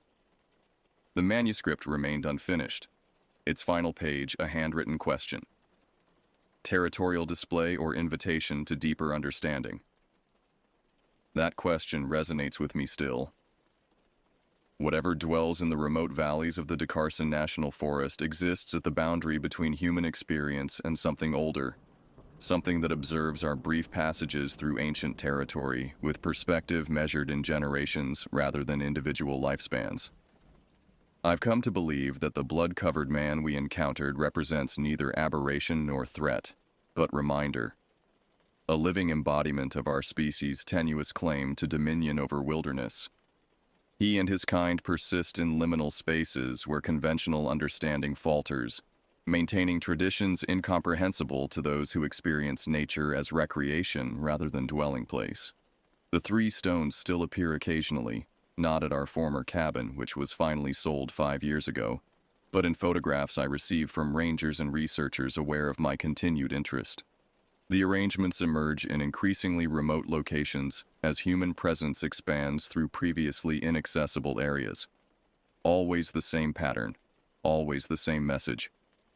We remain, we observe, we remember. Perhaps that is all they ever intended to communicate. Not threat, but witness. Not aggression, but persistence. A reminder that beneath the veneer of civilization, ancient patterns endure.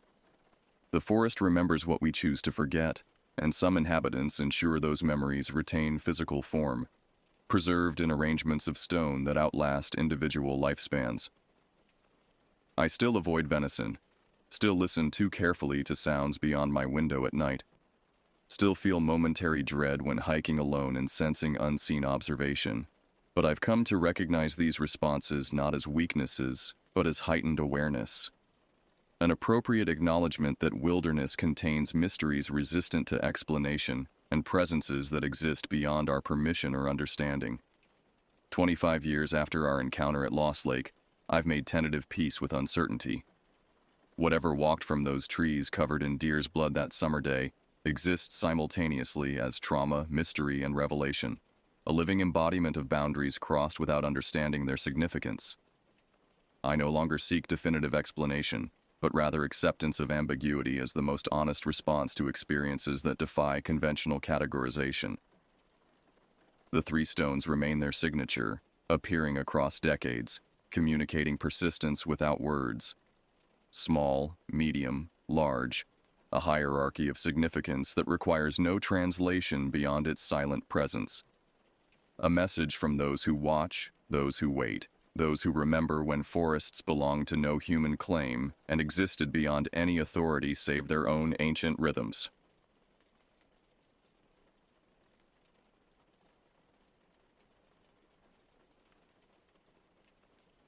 As I trudged through the dense, shadowy forest of the Huron-Manistee National Forest in northern Michigan, my flashlight beam piercing the darkness, I couldn't shake the feeling that I was being watched.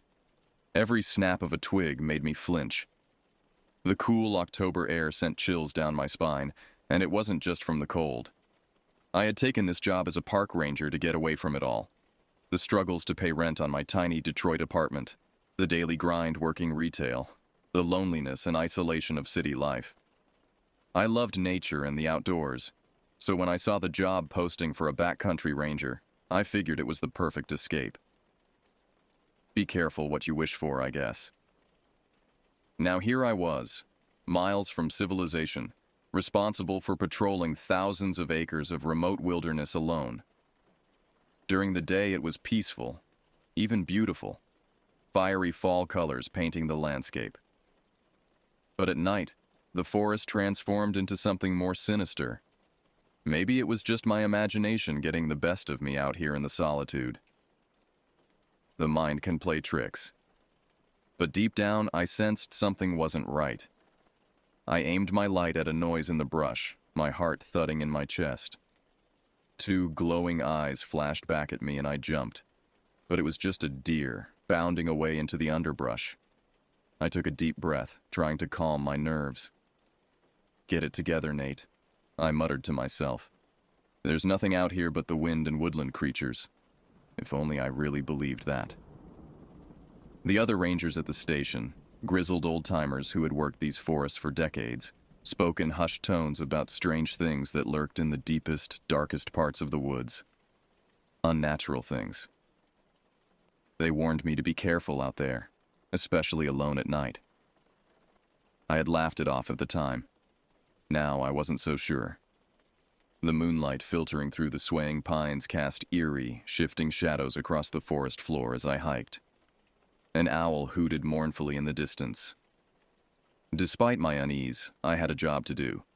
There was a group of campers who had not returned to the trailhead as scheduled, and I needed to locate them. Hopefully, they had just lost the trail or stayed out a bit too long. In a place like this, it didn't take much for a situation to turn bad. I quickened my pace, moving deeper into the forest. As I stepped into a clearing, an icy dread gripped my chest. The beam of my flashlight fell upon something in the center, a shredded, blood-soaked tent. torn clothing, and smashed equipment were strewn about the abandoned campsite. A sour, metallic tang polluted the air. No bodies that I could see, but it was clear something terrible had happened here. With a trembling hand, I unholstered my radio. "Dispatch, this is Ranger Becker. I've got an abandoned campsite off Trail 14 with signs of a possible animal attack. Requesting backup, over." Only static and silence greeted me. I tried again. "Dispatch, do you copy? I need assistance."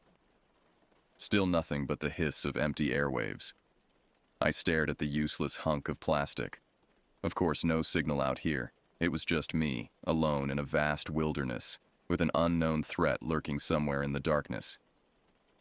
A twig snapped behind me. I spun around, aiming my light toward the sound with my other hand on my sidearm. My flashlight glinted off a pair of feral, inhuman eyes peering out from the underbrush. A growl rumbled from the shadows. Whatever this thing was, it was no ordinary animal. My blood ran cold as the beam caught a glimpse of a looming bipedal silhouette, far larger than any bear. Slowly, I began to back away, not taking my eyes off the shape in the brush. My foot caught on something and I stumbled, glancing down. It was a hiking boot, torn off a human foot, the jagged edge of a bone protruding from the gore-soaked leather.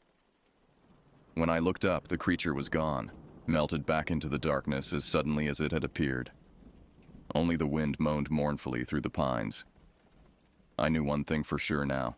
The old ranger's stories were true. Something was out there stalking the night. And now I had to hunt it down before it claimed more victims.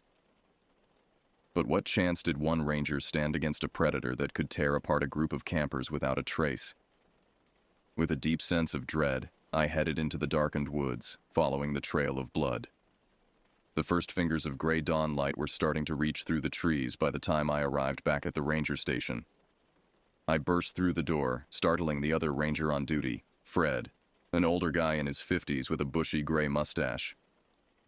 "Jesus, Nate, you look like hell," he exclaimed, taking in my haggard, bloodshot eyes and dirt-smeared uniform. "What happened out there?" I didn't even know where to start. "I found the missing campers. Or at least what was left of them. Something tore them apart, Fred. Ripped their campsite to shreds. I've never seen anything like it." He furrowed his brow. "A bear, maybe? Or a pack of wolves? There have been more sightings lately with winter coming on." I shook my head vehemently. "This was no bear. I saw it, or at least glimpsed it. It was huge. Bipedal. Those campers didn't stand a chance."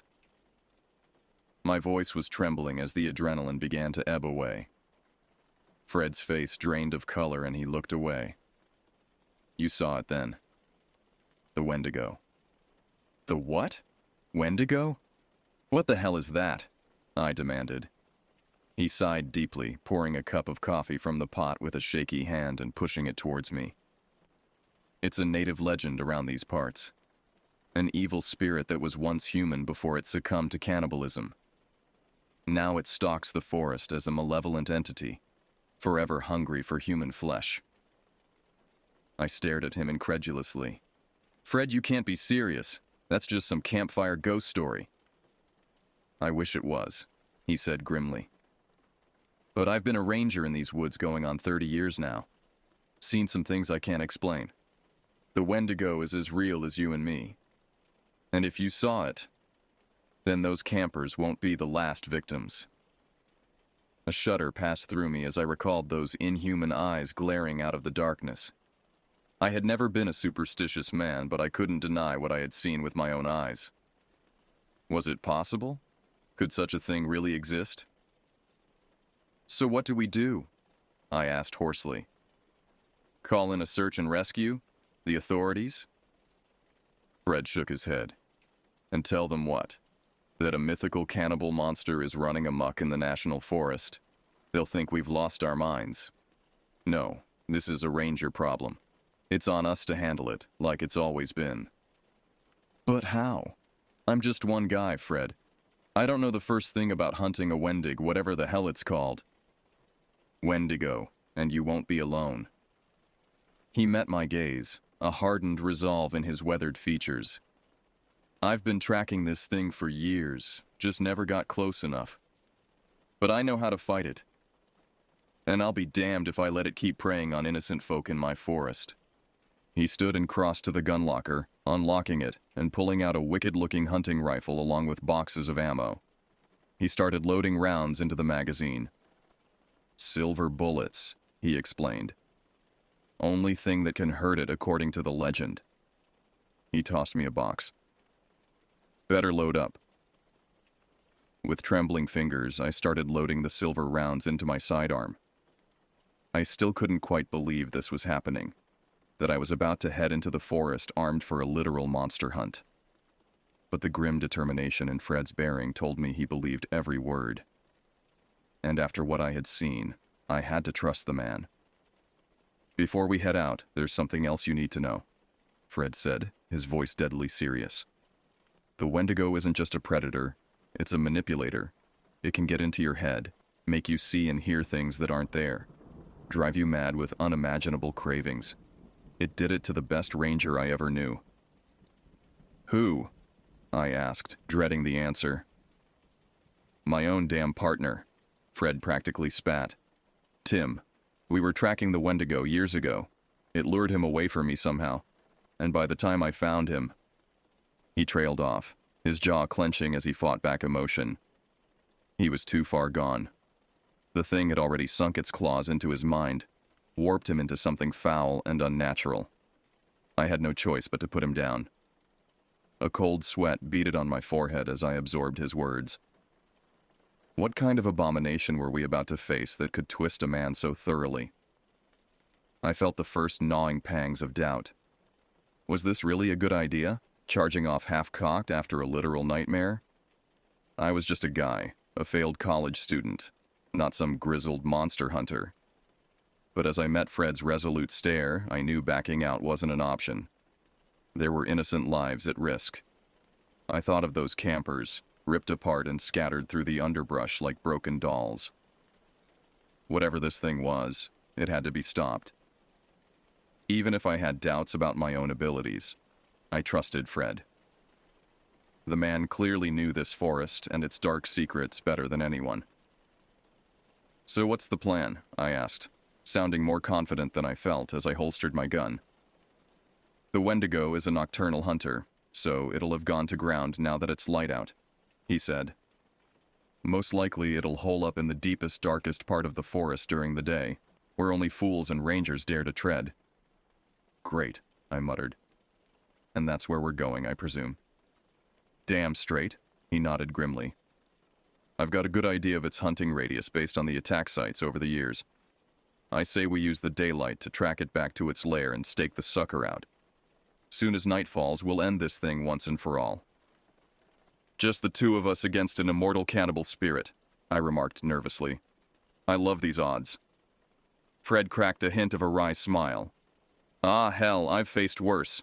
Stick close, keep your wits about you, and we'll get through this. Long as we don't let it get in our heads, the Wendigo can bleed like anything else. He clapped me on the shoulder, a gesture of gruff reassurance. But as I shouldered my pack to follow him out into the misty morning forest, I couldn't suppress the sinking feeling that we were heading into something far beyond either of our pay grades. I said a silent prayer that Fred knew what the hell he was doing, because one of us sure as hell needed to. The hunt was on. We hiked for hours through the gloomy forest, following the Wendigo's trail of carnage ever deeper into the wilderness. Fred seemed to know the woods like the back of his hand, picking up signs of the creature's passage I would have overlooked. A splash of blood on a leaf here, a flattened trail of underbrush there. I marveled at his tracking skill, even as my sense of unease grew with each step that took us farther from civilization and safety. The towering hardwoods gradually gave way to gnarled, stunted pines and rocky outcroppings as we ascended into more rugged and forbidding terrain. We didn't speak much, communicating only in terse whispers and hand signals. The only sounds were our own labored breathing, the crunch of pine needles beneath our boots, and the occasional forlorn bird call. It felt as if the very forest was holding its breath, watching and waiting. By mid-afternoon, we reached a ridge overlooking a valley so choked with shadow it looked like dusk had already fallen there. Fred signaled for me to stop and drop, raising his binoculars to survey the terrain below. "There," he whispered finally, pointing toward a wall of solid darkness at the far end of the valley floor. "See that cave? That's where it'll have gone to ground. Didn't get this close to its lair the last time. This is our chance." I peered at the inky blot against the stone, a lightless maw that seemed to swallow the fading afternoon light. An involuntary shiver ran down my spine at the thought of the abomination lurking within. We were really going to do this, venture into a literal monster's den armed with what suddenly felt like paltry weapons. "Right," I said, trying to steady my jangling nerves. "So what's the plan? We can't just go waltzing in there while it's still daylight out." "We wait," Fred replied calmly, hunkering down into a sheltered spot beneath a wind-twisted tree overlooking the valley. "Soon as dusk hits, that thing will be waking up and ready to hunt, and we'll be waiting for it." I followed his lead, taking cover where I could still see the cave mouth and unslinging my rifle to check it over for the 100th time. The weapon felt clumsy and alien in my city boy hands, but it was all that stood between me and becoming Wendigo Chow. I found myself wishing fervently that I had paid more attention in the firearms training course. The hours crawled by with agonizing slowness as we waited for darkness to fall. To keep my galloping fear at bay, I mentally recited every scrap of wilderness survival training I could remember. How to make a fire, how to navigate by the stars, what plants were edible and which meant certain poisonous death. Anything to keep my mind off what was to come. But as the shadows lengthened and the forest began to come alive with the sounds of nocturnal creatures, there was no escaping the reality of our situation. We were about to go toe-to-toe with a creature straight out of a nightmare, an abomination that broke every natural law. I thought back to my old, mundane life of stocking shelves and scrounging tips, and longed for that simplicity. But that was a world away now. Like it or not, my life had become an X-file the moment I set foot in these woods. Just as true night began to settle over the valley like a suffocating blanket, a chilling sound drifted out of the cave, a long, ululating howl that was somehow both animal and terribly human. The hairs on the back of my neck stood on end. Beside me, Fred went tense as a coiled spring. "Get ready," he breathed, bringing his rifle to his shoulder. "The bastard's awake, and it'll be ravenous." I licked my dry lips and tried to quiet my thundering pulse, sighting down my own rifle with arms that trembled with mingled fear and adrenaline. This was it. No more waiting. In mere moments, we'd be facing down an impossible monstrosity in a fight for our lives. At the mouth of the cave, a shifting patch of deeper darkness separated from the shadows. A looming silhouette, vaguely man-shaped but far too tall and gangling to be human. Embers of red fire glowed in the place of its eyes. The Wendigo threw its head back and issued another unearthly howl, a sound of endless hunger and pure predatory bloodlust. Then it started loping towards us up the hill, moving far faster than anything that size should, eating up the distance at a terrifying rate. "Light it up!" Fred roared. The crack of his rifle split the night. I pulled my trigger and felt the kick of the stock against my shoulder. I saw the muzzle flash, saw the Wendigo stagger but not fall. It recovered with blinding speed and came at us again, its momentum barely checked. Fred and I fired again, the shots booming in the enclosed valley. The Wendigo jerked and snarled as the silver rounds found their marks in its gaunt, ashen flesh. Black blood splattered the leaves. But still it kept coming, closing the distance with horrifying implacability. 20 yards. 10. My pulse hammered in my ears. The Wendigo's huge clawed hands flexed, its lipless mouth in a permanent skull's grin. I could smell the charnel reek rolling off it. I fired until my gun clicked empty, barely aware of my own screaming. The Wendigo was nearly on top of us. I fumbled for another ammo clip with numb fingers, knowing I'd never reload in time. This was it. This was how I died, torn apart by a folkloric nightmare. "Get down!" Fred bellowed. I caught a glimpse of him holding something that looked like a bundle of road flares taped to a block of putty. With a mighty heave, he lobbed it into the Wendigo's path, the monster's blazing eyes fixed on the improvised explosive sailing towards it. In the heartbeat before impact, I swear I saw something like confusion cross its distorted features, as if it couldn't comprehend the audacity of its prey fighting back. Then the bundle struck the Wendigo square in the chest and detonated in a blinding flash of chemical fire. The concussion hammered the air from my lungs and sent me tumbling backwards. Through tear-stung eyes, I saw the creature rear back, engulfed in searing white phosphorus flames. Its agonized shrieks pierced the night, a sound I knew would revisit my nightmares for years to come.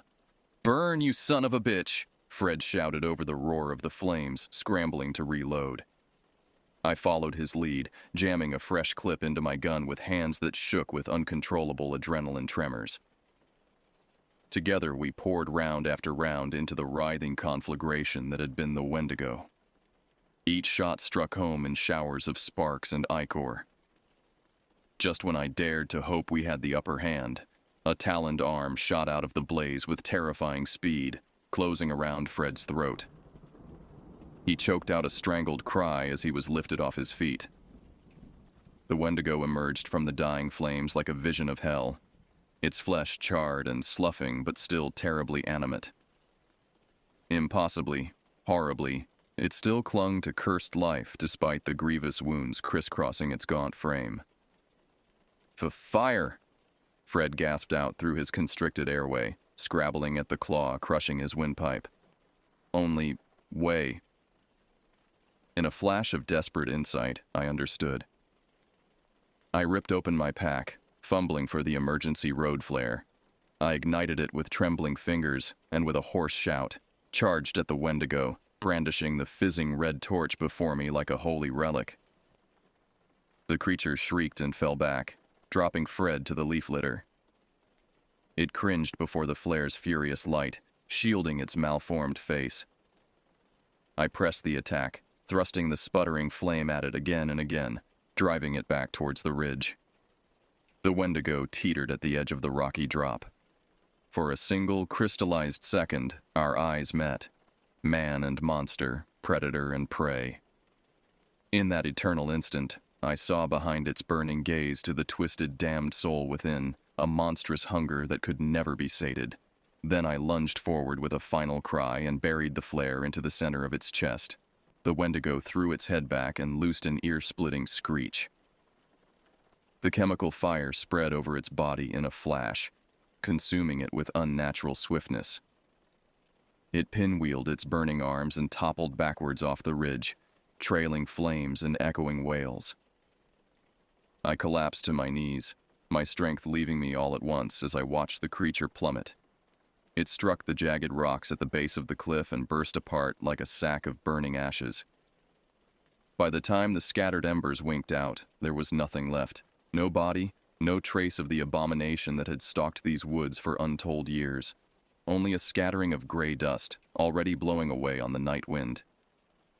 I felt a hand clap weakly onto my shoulder. I turned to see Fred, battered and bloodied but alive, his eyes glinting with fierce, proud light. "You did good, kid," he rasped out through a bruised throat.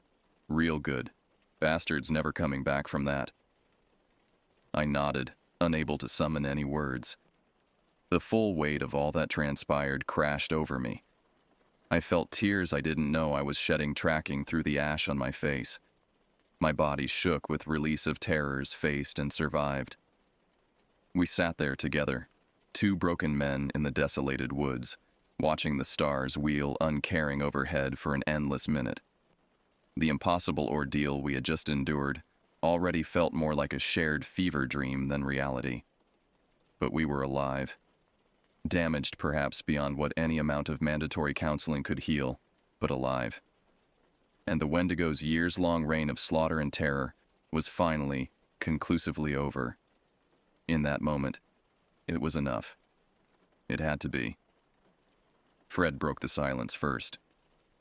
"Come on, let's get the hell out of here before anything else shows up looking for a snack." He held out a hand to pull me to my feet. I stood, slinging my rifle and shouldering my much-lightened pack. The hike back out to civilization would be a long one, and there'd be no escaping the fallout when we reported in. Missing campers, bodies, impossible creatures in the night. This would be one for the record books. But looking over at Fred's lined face in the moonlight, I knew I wouldn't have to face it alone. We were brothers now, forged in the crucible of horror. Nothing could change that. And so, with wary eyes and weapons ready, we set out once more into the haunted dark of the forest, leaving the ashes of nightmares behind, for now, knowing that true evil is never so easily killed. The Wendigo was gone. But there would always be other hungry shadows waiting in the pines, other monsters to hunt. Now more than ever, I understood the heavy mantle I had taken on by choosing this life. But I walked forward anyway, into the unknowable reaches of the night, no longer the green city boy who had first trembled before these woods. I was a ranger now, tempered and true, and I had promises to keep before I slept. The night swallowed us quickly, and the long hunt went on. The trek back to the ranger station was a blur of exhaustion and residual terror. Each snap of a twig or rustle of leaves had me whirling around, half expecting to see those malevolent red eyes glaring out of the darkness once more. But the Wendigo did not reappear. It seemed the creature had truly met a fiery end on the jagged rocks. Fred and I stumbled into the station just before dawn, looking like we'd gone 10 rounds with a wood chipper. The other rangers gaped at our haggard, bloodied appearance. "What in God's name happened to you two?" the station chief demanded, hurrying over with a first aid kit. Fred and I exchanged a long look, a silent agreement passing between us. How could we even begin to explain the impossible horror we had faced out there in the darkened woods? Who would believe such a fantastical tale? "Animal attack," Fred said finally, his voice a ragged croak. "Big grizzly. Came out of nowhere. We got lucky." The lie tasted sour on my tongue, but I nodded along. Better they think us mauled by a bear than raving about cannibalistic spirit monsters.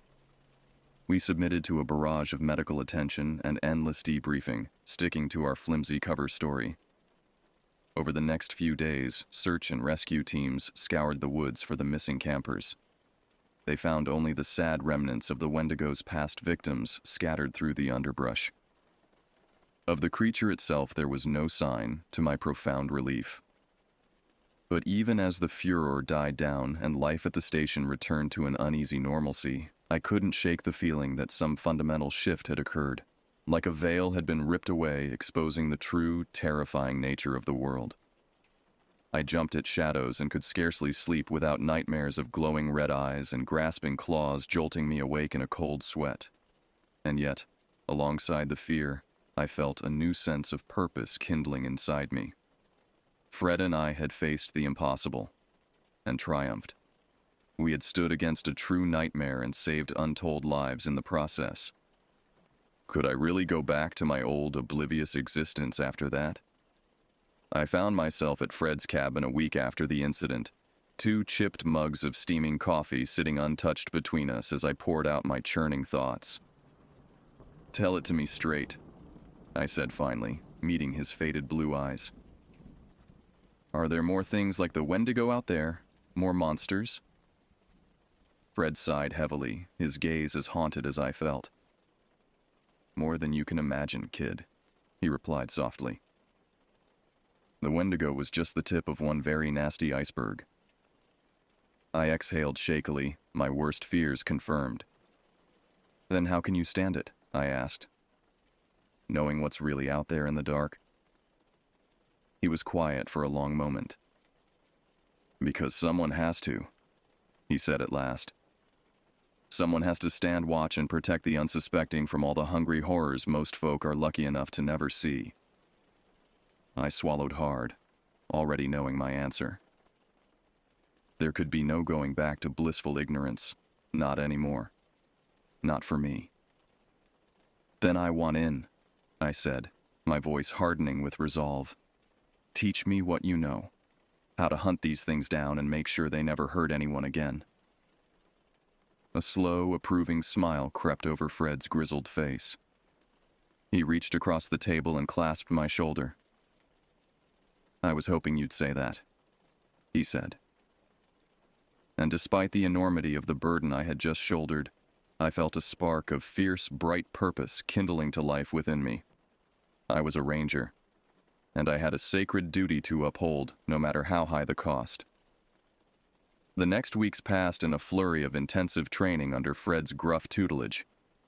He taught me everything he knew about the hidden world of monsters lurking in the shadowed corners of reality, how to track signs of their presence, what weaknesses to exploit, which eldritch texts held scraps of useful lore. Some nights we'd pore over ancient, crumbling tomes and obscure websites, piecing together knowledge that most would consider the ravings of madmen. Other times, Fred would run me through grueling field exercises, honing my mind and body into a weapon against the paranormal. Despite the seriousness of our mission, I found a strange kind of peace in the focus and purpose of my new calling. The shadows of the world held far fewer terrors when you devoted yourself to dragging them into the light. But that hard-won equilibrium was shattered the night the nightmares began. I bolted awake in a tangle of sweat-soaked sheets, my pulse pounding in my ears. For a disoriented moment, I couldn't remember where I was, still half-trapped in the vivid images that had torn me from sleep. Jumbled flashes of blood and shadow, inhuman figures stalking through mist-shrouded pines, the echoing screams of unseen victims, and at the center of it all, a shape I recognized with a thrill of instinctive dread, the looming, emaciated figure of the Wendigo, blazing hate in its red eyes. But that was impossible. The Wendigo was dead, blasted to cinders before my eyes. This had to be just my overactive subconscious, the stress of recent events taking its toll. As my hammering heartbeat slowed, I noticed a faint, acrid scent hanging in the air. Familiar, but out of place. With a sudden chill, I placed it, the stench of charred flesh and burnt fur. I was reaching for my phone to call Fred, not caring about the late hour, when a soft, muffled rustling from downstairs froze me in place. The hairs on my nape prickled. There was something in my house. Silently, I retrieved my rifle from the bedside gun safe, slipping in a clip of silver ammo with an unpleasant sense of déjà vu. Thus armed, I crept down the darkened hall to the top of the stairs. Below, I heard it again. The soft scrape of something moving furtively through the shadows. My finger tightened on the trigger. I descended the steps cautiously, fighting down the panicked urge to charge in guns blazing. My eyes strained against the gloom, probing for any hint of movement. The rustling came again from the kitchen. The bitter tang of burnt meat grew stronger. Sweat beaded my brow despite the chill. I swung around the corner, rifle up and ready. "Come out now, nice and slow," I ordered, my voice far steadier than I felt. A shape detached from the darkness, taking a shuffling step into a shaft of moonlight. Despite the training, despite all I had seen, the sight still seized my heart in a fist of utter horror. It had once been a man. Most of his lower jaw was missing, torn away by something with very sharp teeth. Char-edged holes gaped in his ragged clothing where bits of flesh appeared to have been bitten off. One eye was a pulped, oozing ruin. But worst of all was the jerky, unnatural gait of his movements, the spasmodic twitch of his remaining facial muscles. He moved like a marionette dancing to unseen strings. The ruined mouth gaped, a gargling parody of speech bubbling up from the ravaged throat. "Ish, hunt, greet." I backed away, rifle trembling in my white-knuckled grip. The thing that had been a man matched me step for step, its shredded lips peeling back in a ghastly rictus grin. My back hit the wall. With nowhere else to go, I squeezed the trigger in a single sharp report. The silver round took the shambling horror in the chest, punching a fist-sized hole clean through. It staggered drunkenly, and kept coming, oblivious to the wound. "No," I breathed, the futile denial of a mind confronted by the impossible. "No, no, no." I fired again and again, each shot finding its mark, but to no avail. The macabre puppet jerked and lurched under the impacts, yet advanced still, skeletal fingers grasping. With a final strangled cry, I lunged to the side in a frantic bid to escape. But the abomination was faster than its broken shell suggested. A rotting hand clamped around my ankle, dragging me to the floor in an explosion of pain. I lashed out desperately as the thing crawled up my body, its reeking, eyeless face looming over mine. I could see squirming movement in the glistening ruins of its empty eye socket. Impossibly strong fingers closed around my throat, inexorably tightening. I gagged and fought, but the thing's grip was as unyielding as a corpse's rigor mortis. As my vision narrowed to a tunnel of impending blackness, I heard that awful voice rasp into my ear, dank breath gusting over my face. "Hungry, Ranger, and you're next!" I screamed, and sat bolt upright in bed, my cry still ringing off the walls. No monstrous cadaver, no unnatural struggle in the dark. Just my sweat-damp sheets and racing heart. A dream. It had all been a horrifically vivid dream. Relief crashed through me in a dizzying wave. But as I reached for the bedside lamp with a badly trembling hand, I froze, ice crystallizing in my veins. There, clearly visible against the rumpled white sheets, was a single unmistakable smear of ash-gray powder. Wendigo dust. I called Fred immediately, not caring that it was the middle of the night. To his credit, he answered on the first ring, his voice alert and free of sleep. I poured out the whole twisted tale in a shaking rush, from the nightmarish visions to the ghastly animated corpse that had attacked me. There was a heavy silence on the line when I finished. I could practically hear the grim wheels turning in Fred's head. "It's not over," he said finally, his tone leaden with dread. "We hurt the Wendigo, maybe even destroyed its physical form, but we didn't kill it. Not fully." An icy fist clenched in my gut.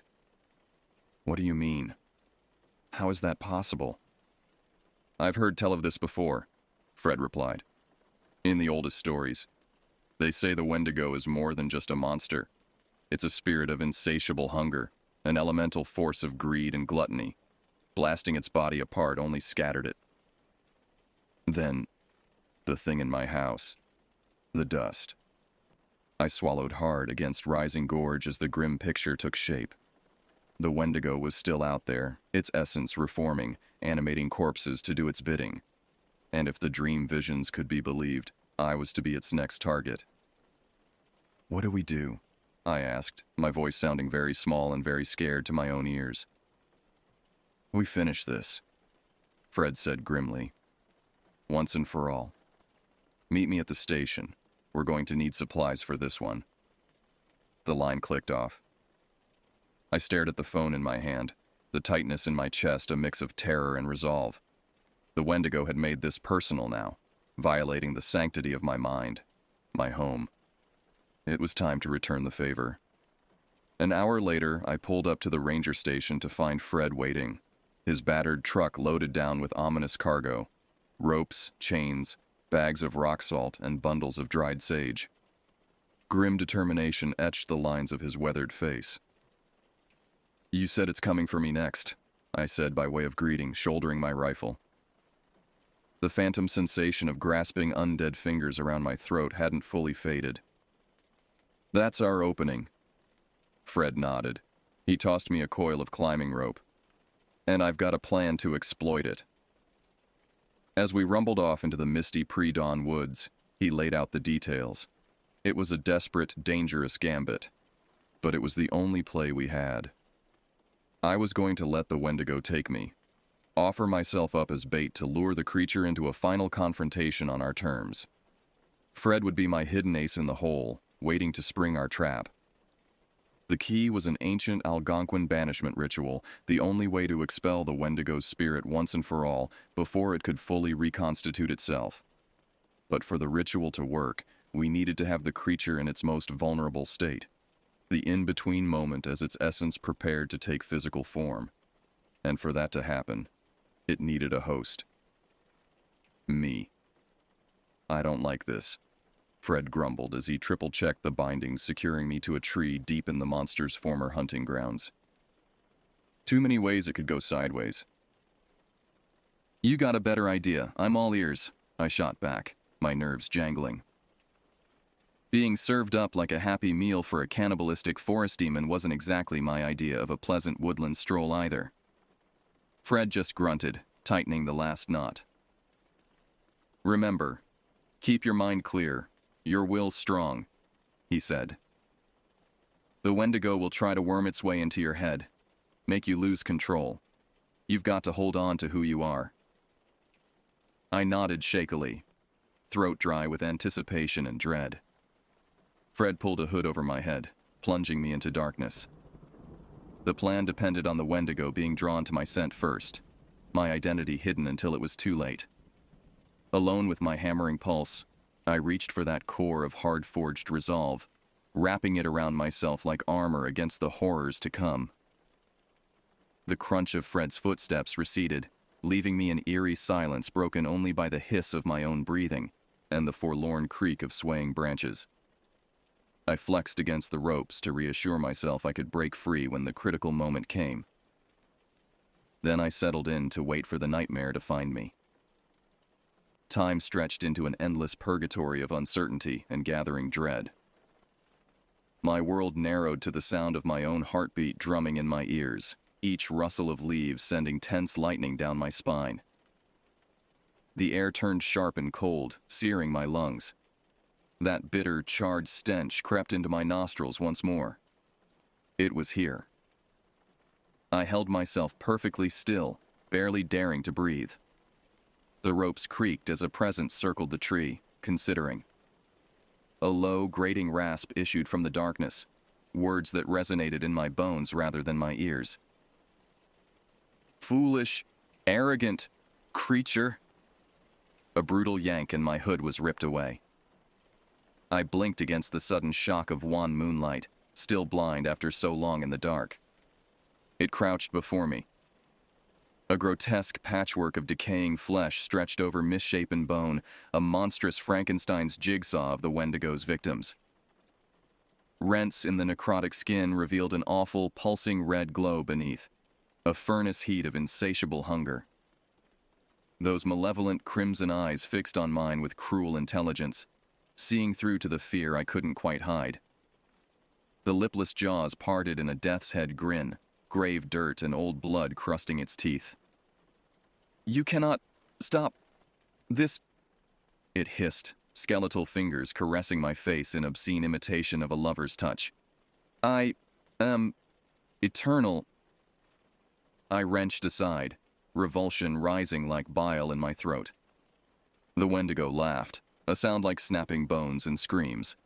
Then its hand closed over my face in a vice, oily decay stench flooding my senses.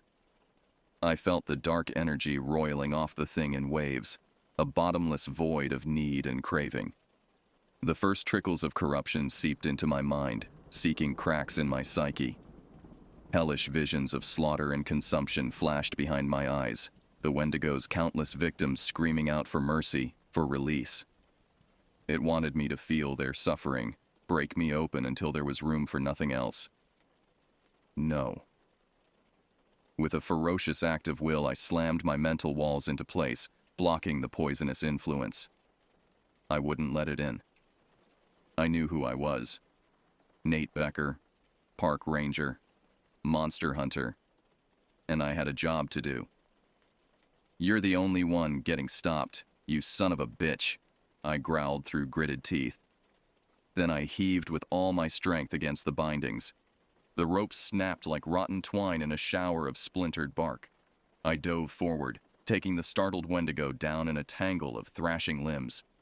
We rolled across the forest floor in a ferocious grapple, a frantic race to pin the other first.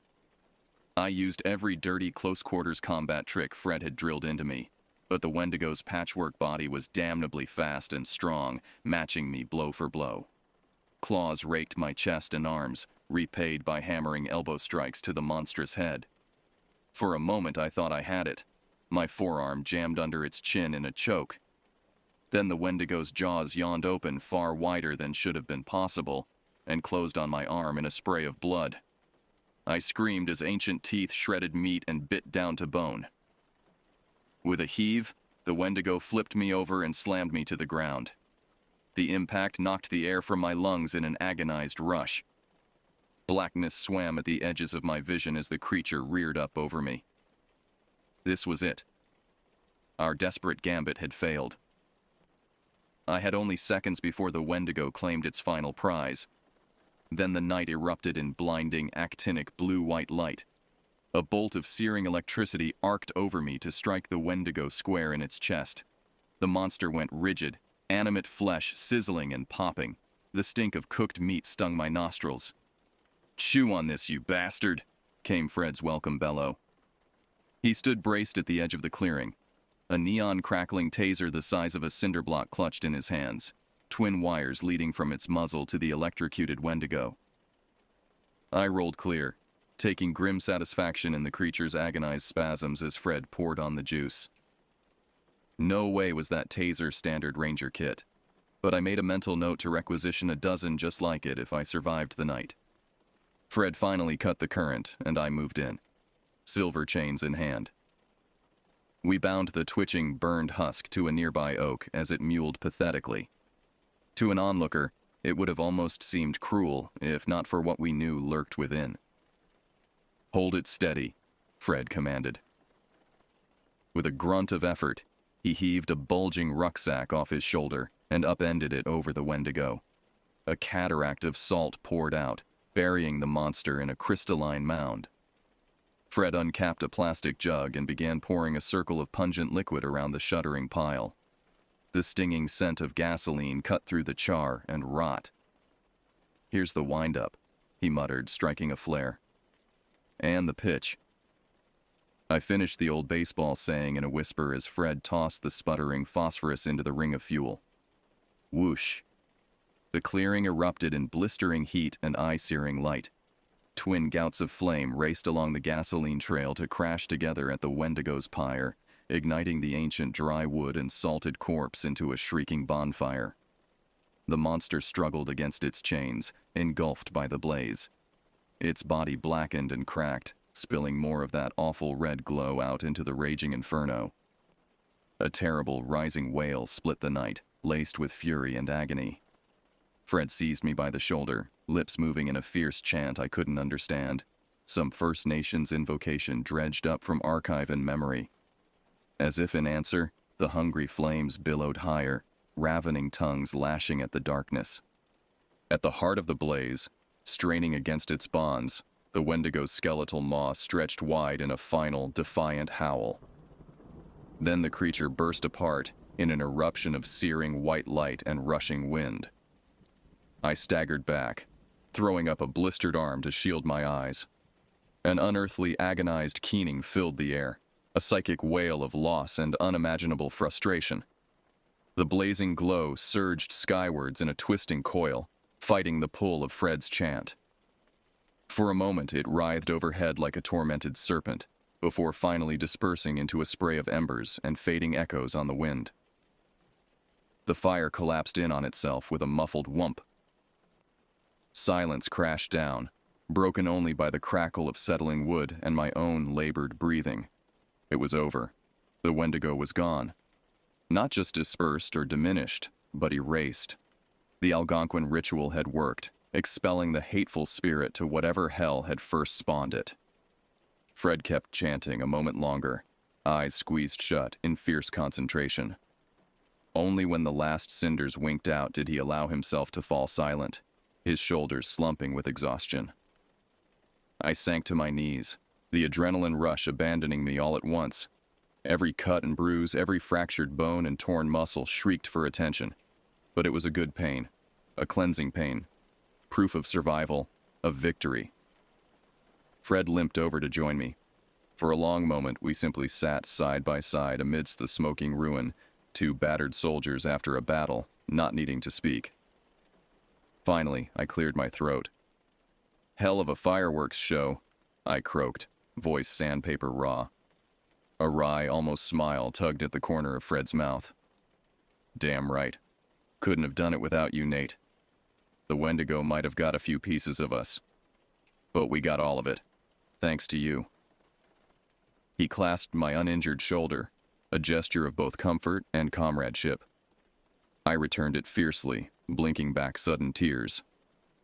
The next words came hard, but sure, a promise to the night and the one who'd guided me through its darkest hour. I'm in this fight, Fred, for the long haul, no matter what else is out there. I'm with you to take it down, to the end. He nodded once, solemn as a blood oath. To the end. As we limped out of that blasted clearing, battered but unbeaten, I felt the weight of those words settle over me, heavy as a yoke, but also a badge of prideful purpose. Fred and I had won the night, closed a chapter of horror older than memory, but it was just one battle in a longer, darker war. I was a ranger, and evil's watch had only just begun. Autumn came on hard the year after the Wendigo. Biting winds and sheeting rain stripped the trees to skeletal claws grasping at a gunmetal sky. But even as nature took on a deathly pallor, new life kindled in the hidden corners of the forest. In hushed whispers, hikers and hunters spoke of glimpsing the impossible between the pines, towering figures that loped on two legs, dark shapes rising from mist-shrouded lakes on membranous wings, eerie lights bobbing in the trackless deep woods. Sightings reported on paranormal blogs and subreddits, cross-posted with frantic debates about hoaxes and campfire tales. But Fred and I knew better. We watched the signs and the seasons, tracked patterns in roadkill and missing person reports. As September bled into October, we took up our well-worn beats, rangers as much hunting the monsters as protecting their potential quarry. On the surface, little had changed. The Wendigo's rampage hadn't left enough evidence to prompt more than a morbid curiosity in the official investigation, quickly consigned to the cold case files. The campers' remains were laid to tragic misadventure, the grisly animal attacks, to the inevitable press of predators as winter loomed. But those who knew the forest well noted the changes. That Ranger Becker, no longer the fresh-faced fish out of water, but a cagey old hand, tight-lipped and thousand-yard stare.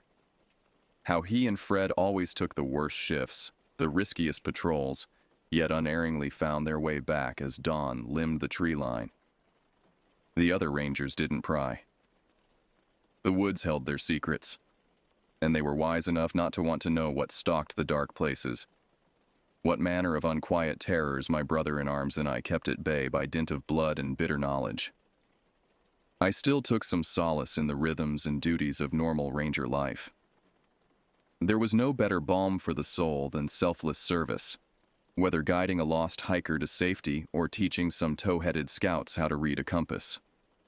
For a while I could almost forget what I'd become, what hunted me as surely as I hunted it. But the nightmares never stopped. Crimson eyes in the night, flashes of mutilated flesh, alien hungers crawling beneath my skin, the Wendigo's final curse, its obscene echo, never forgotten, never faded. Some nights I'd jerk awake, gripping my scarred arm as phantom teeth sank into the bone, muffling screams so as not to wake my neighbors. After, I'd stagger into the bathroom and stare into my pallid reflection, wondering what looked back, the man or the monster. It was the price of survival, Fred said. The cost of the knowledge we carried, the burden we'd taken on. I took a cold comfort in that, in his gruff companionship.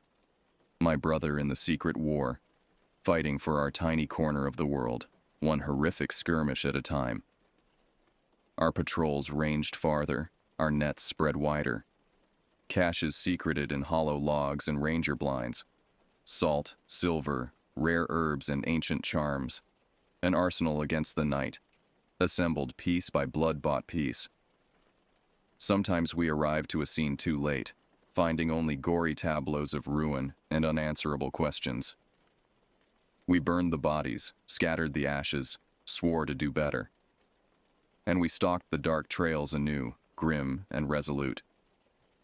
As All Hallows' Eve approached, the veil between worlds grew thin. Restless shades prowled the midnight forest. Will-o-wisps danced in the hollows. Webbed footprints in the creek mud hinted at things that should not be. Through it all, Fred and I kept our solemn vigil, unsung guardians on the frontier of nightmare. We'd learned to find a fierce, defiant joy in the fight, in the promise of a dawn unbroken by horror, bought with our sweat and blood. But deep in my marrow, I knew this was only the beginning. That what we did mattered, but the scales would never balance. The forces we faced were primordial, as old as fear itself. For every evil vanquished, two more would rise from the shadows to take its place. And yet, we'd go on. One hunt, one fight, one flickering light raised against the hungry darkness at a time. Because we were rangers. And we had promises to keep before we slept. I walked the night trails alone, a silver blade in hand and a prayer on my lips. Waiting for the next set of red eyes in the dark, the next chapter in a story that would never truly end, only begin anew. I was ready.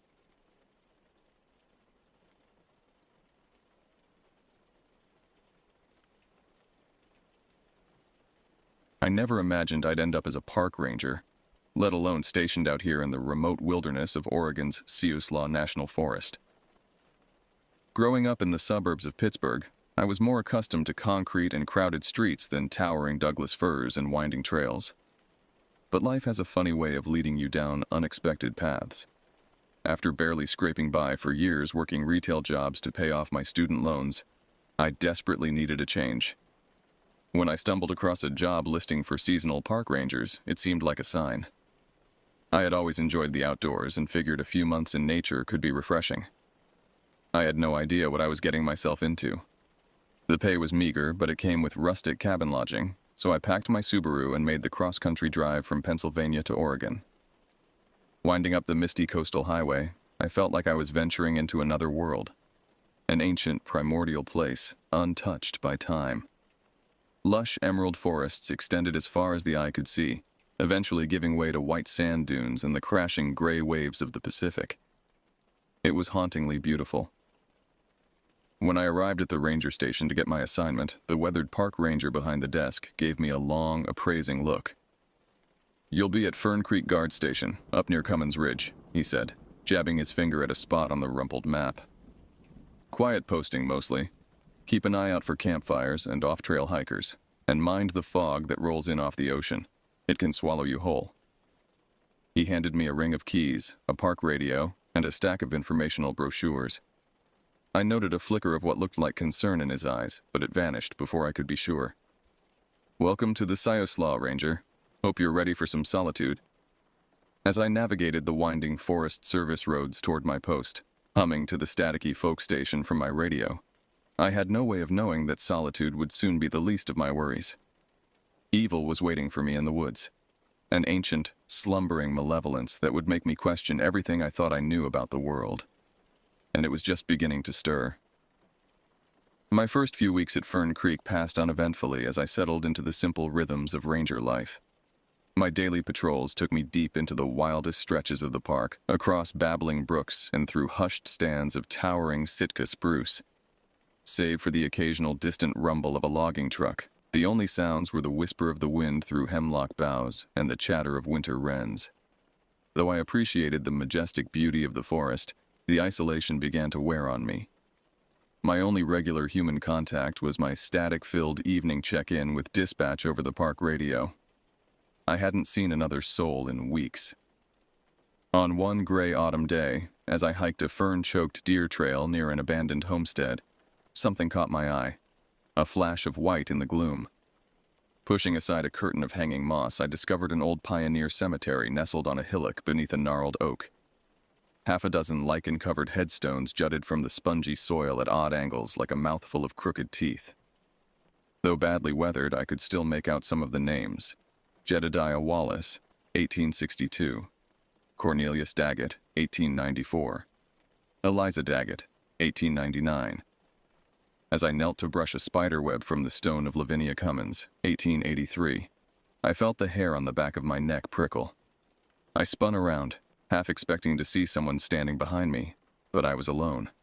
Even still, I couldn't shake the uncanny sensation of being watched. The forest had fallen unnaturally silent. Not even a whisper of wind stirred the leaves. It felt as if the trees themselves were holding their breath. Unnerved, I hurried back to the trail. But as I turned to leave, I noticed a scrap of faded fabric caught on a splinter of the old cemetery gate. I carefully worked it free and held it up. It appeared to be a fragment of a time-stained calico dress. For some inexplicable reason, the delicate pattern of yellow flowers filled me with a deep, instinctive dread. I dropped it as if I'd been burned. That night, as I prepared a meager dinner of beans and cornbread in my cabin, the park radio suddenly crackled to life. I expected to hear the usual dry, clipped tones of the evening dispatch check in, but instead, an eerie, unidentifiable sound poured from the speaker, something halfway between a rasping breath and a whimper. Then a woman's voice, tremulous and faint, as if speaking from a great distance, or from beyond the grave. "Ranger, help me. The stench of copper, the beast in the blackberries, beneath the twisted cedar." A scream rent the air, so piercing it made my heart seize in my chest. Then the transmission dissolved into static. It had to be a prank, some morbid teenagers getting their kicks. But deep in my bones, I knew that wasn't the case. As I stared at the radio with mounting horror, an unshakable realization settled over me. Something was terribly wrong in the woods of Fern Creek. Something evil lurked in the shadows of the Siuslaw, and it knew I was here. I barely slept that night, jolting awake at every creak of the cabin timbers, every rattle of dry autumn leaves skittering across the roof. The woman's voice on the radio echoed through my dreams, her faint words taking on an urgent, honeyed quality. "Ranger, find me." First Light found me groggy but determined to investigate the transmission. I tried to raise the dispatch office but was met only with static on every channel. The radio appeared to be dead. With no other leads, I resolved to search around the abandoned homestead and cemetery. I had never been a superstitious man, but some primal intuition told me that whatever was happening was rooted there, in that strange, sad pocket of history. I set off at first light, the October mist hanging thick and low in the forest, curling around the lichen-sheathed tree trunks. As I retraced my steps from the previous day, the sense of being observed returned, raising the fine hairs on my arms. I quickened my pace, unholstering my sidearm. Its weight on my hip provided scant comfort. As I approached the cemetery, a flickering movement in the corner of my eye made me turn. I saw nothing but shadow and fern. Then, damnably, a snatch of melody drifted from the trees, almost too faint to make out but hauntingly familiar. A folk tune, one I knew I had heard before, but could not place. "That's an old pioneer song." I spun so quickly I nearly stumbled. But it was just Hank Dawkins, the leathery old hunting guide from the other side of the ridge. He stood on the trail behind me, a rifle slung on his shoulder, his posture slightly stooped. How long had he been there? I hadn't heard his approach at all. "You picked a hell of a day for a hike, Ranger," Hank muttered, eyeing the ragged mist. "What brings you up this way?" I hesitated, unsure how much to divulge. Then, choosing my words carefully, I said, "I got a strange call on the radio last night, a woman's voice. It sounded like she was in trouble." Hank's bushy gray eyebrows knitted together. "No one lives out here for miles. You sure it wasn't just a prank? Kids these days and their damned fool games." "I don't think so. She mentioned this area specifically. Said something about a stench of copper. A beast in the blackberries beneath a twisted cedar." At my words, what little color existed in Hank's weathered face drained away. He took a step back, making a furtive sign of warding over his chest. When he spoke, his voice was a hoarse whisper. "Beneath the twisted cedar." God almighty, I hoped I'd never hear those words again. He turned to leave, clearly shaken, but I caught his elbow. "Hank, what is it? What do you know?" The old hunter shook his head, not meeting my eyes. "Some things are best left alone, son. If you're smart, you'll do the same." With that, he shouldered past me and disappeared into the fog-shrouded trees. I stood there for a long moment, my heart pounding. Hank's cryptic words had done nothing to ease my anxiety. If anything, I was more unsettled than before. What was he keeping from me? I glanced back at the lonely graveyard on the hill and the mist-wreathed ruins of the homestead beyond. The same feeling of dread from the day before crept over me, as if the landscape itself was a coiled rattlesnake, poised to strike. With growing trepidation, I steeled myself and pressed on into the clammy forest. I told myself I was being foolish, that the voice on the radio had a rational explanation. But despite the first warm rays of sun beginning to lift the mist, I couldn't escape the gnawing knowledge, deep in my marrow, that I was walking into something utterly beyond my understanding. Something monstrous. Little did I know, my long, slow descent into terror was only beginning. Before the week was out, I would come to learn the true meaning of fear, and it would change me forever. Though I spent hours scouring the woods around the homestead for any sign of the distressed woman, I found nothing. No trace of a struggle, no clues to corroborate her existence. The forest kept its secrets. As I trudged back to my cabin, defeated, doubts began to bubble up. Could it truly have been a prank after all? The product of too much isolation and an overactive imagination? I almost convinced myself that must be the case. Almost. But that night, the nightmare began in earnest. I was yanked from a restless sleep by the harsh buzz of my radio, the sudden racket in the close dark nearly stopping my heart. Groggy and disoriented, I groped for the handset, wondering what could possibly warrant a call at such an ungodly hour. But when I brought it to my ear, the voice on the other end sent a fresh bolt of icy adrenaline through my veins. It was her, the same woman from the night before. Only now her voice had lost its tremulous edge and taken on an insistent fever pitch of desperation. "Why didn't you come?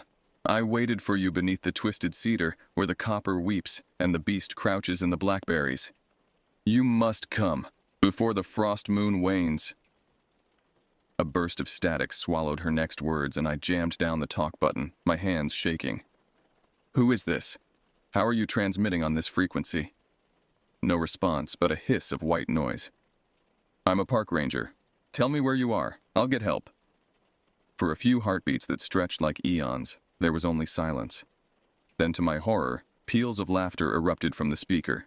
A jagged, shrieking cachinnation so chilling it turned my blood to ice water. It sounded like the mirth of the gravelly insane, or the damned. "Foolish boy. Help? I don't need help. It's far too late for that." The woman's voice was different now, the vulnerable note replaced with a malevolent purr, sweet and languid as poisoned honey. With mounting dread, I recognized the tune she hummed, the same one Hank had called an old pioneer song. "But it's not too late for you. Not yet. Lavinia is waiting, Ranger. Come, dance with me beneath the twisted cedar. One last dance before the dark harvest." The radio died with a pop and a curl of smoke. In the sudden ringing silence, I realized I was drenched in icy sweat, my heart galloping painfully against my ribs. Lavinia, the name from the crumbling gravestone. Dear God, what was happening? I didn't sleep a wink the rest of that night. I sat awake until dawn, clutching my rifle, jumping at every nightbird's cry, every opossum rustling in the dry leaves. But despite my vigilance, I couldn't shake the feeling that something was out there in the dark, watching me. Waiting. When the first pale fingers of sunlight finally crept through the trees, I knew I couldn't stay in Fern Creek a moment longer. Prank or not, the radio calls had served their purpose. I was more disturbed than I had ever been in my life. I needed help, be it from local law enforcement or my own superiors. But most of all, I needed to get out of these godforsaken woods. I hastily threw my meager possessions into my knapsack, and almost as an afterthought, retrieved a wooden cross from the cabin wall where it hung next to a topography map. Though I have never been devout, I slipped it into my pocket before stepping out into the fog-wreathed dawn. Evil had touched this place, I was certain of it now, and I wanted all the protection I could get. But as I hurried toward the trailhead that led back to civilization, an awful realization settled over me. After all that had occurred, would I ever truly be able to leave Fern Creek behind? Or would the twisted cedar haunt my steps for the rest of my days? Deep in my bones, I already knew the answer, and it filled me with a desolate despair I had never known. Damp clumps of half-frozen mud churned under my boots as I raced through the leaden pre-dawn, my labored breathing forming small, ghostly puffs in the chill air. A skin of frost rimed every fern and twig, cracking like spun glass beneath my soles.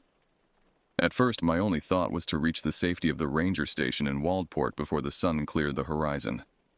Only there would I be able to contact my superiors and local law enforcement about my harrowing ordeal.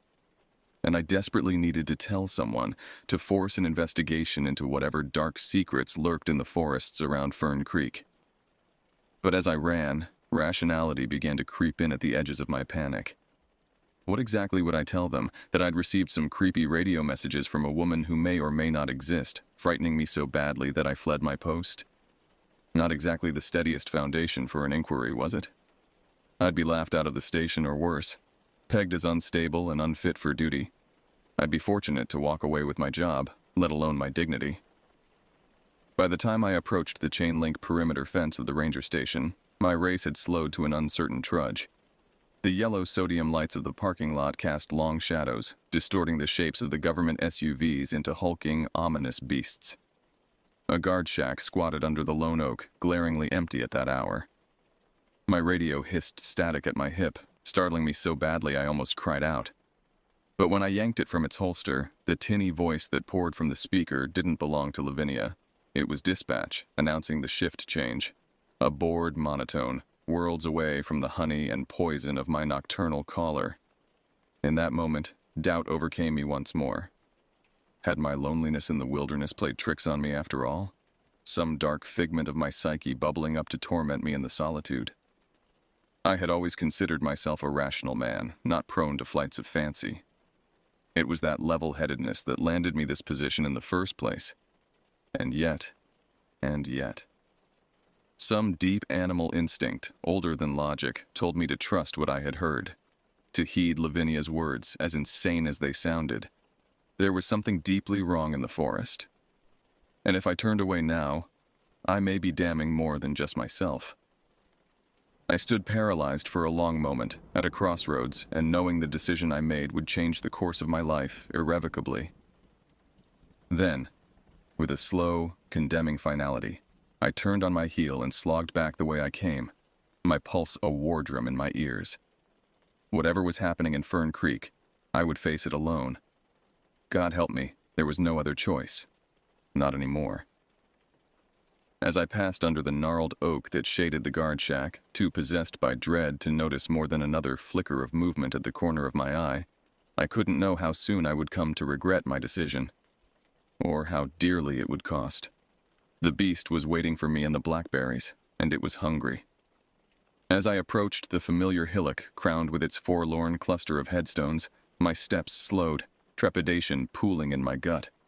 The mist hung thick as a burial shroud, the diffused morning light casting everything in an eerie pall. I fought the urge to turn and flee back down the trail. I knew in my marrow that this place held the answers I sought, however dreadful they might be. As I crested the rise, the old cemetery came into view, the lichen-crusted monuments jutting at odd angles like rotten teeth. And there, at the far end near the collapsing stone wall, stood the twisted cedar. Its trunk was gnarled and misshapen, cleaved into two writhing serpentine shapes that seemed to recoil from each other before twisting back together in an impossible tangle. The effect was so striking and unnatural that I wondered how I ever could have missed it before. As I drew closer, dread rising in my throat, I saw that the tree straddled a gap in the old stone wall, as if it had shouldered the rocks aside in its tortured growth. And huddled in that gap, nestled among the chaos of roots, was a dark mound I initially mistook for loamy earth or a fall of moss-covered boulders. But some instinct pulled me closer, even as the rational part of my mind screamed to turn away, to run as far and fast as my legs would carry me. It wasn't until I knelt at the base of the trunk, close enough to touch the mound, that I saw them. The bones. Sun-bleached and partially obscured by creeping lichen, but unmistakably human. And piled among them, almost hidden beneath the years of forest detritus, the desiccated clumps of what looked like leathery, mummified flesh. The stench of decay that wafted up then was so thick and cloying I instantly vomited into the ferns. Gasping on my hands and knees as spittle dripped from my chin, I tried to process the macabre scene through the hammer blow of shock. Could this be all that remained of Lavinia, the woman whose gravestone jutted so precariously from the cemetery hill not 30 yards away? Dear God, what had happened to her? That's when I noticed the scratches gouged into the twisted trunk. At first, I took them for the casual marks of a bear or a cougar sharpening its claws, but as I looked closer, my stomach clenched. They were words, carved by a human hand. Help me, O God, the copper, the blood beast in the blackberry's dark harvest. As I stared at those desperate, raving words, their edges smoothed by untold years and worming trails of termites, a low animal moan built in my throat. It couldn't be a coincidence, those phrases that echoed Lavinia's spectral message almost verbatim.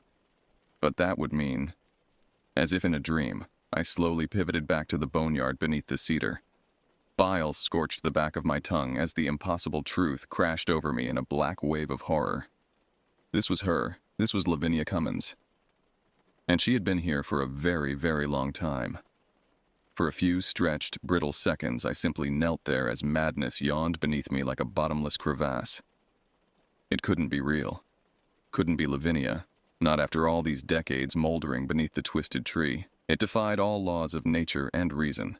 And yet the evidence was right before my eyes, as stark and undeniable as the stench of copper that suddenly billowed on the breeze, so strong I could taste it on the back of my tongue. The same phrase Lavinia had uttered over the radio, her voice trembling with terror. The stench of copper. The beast.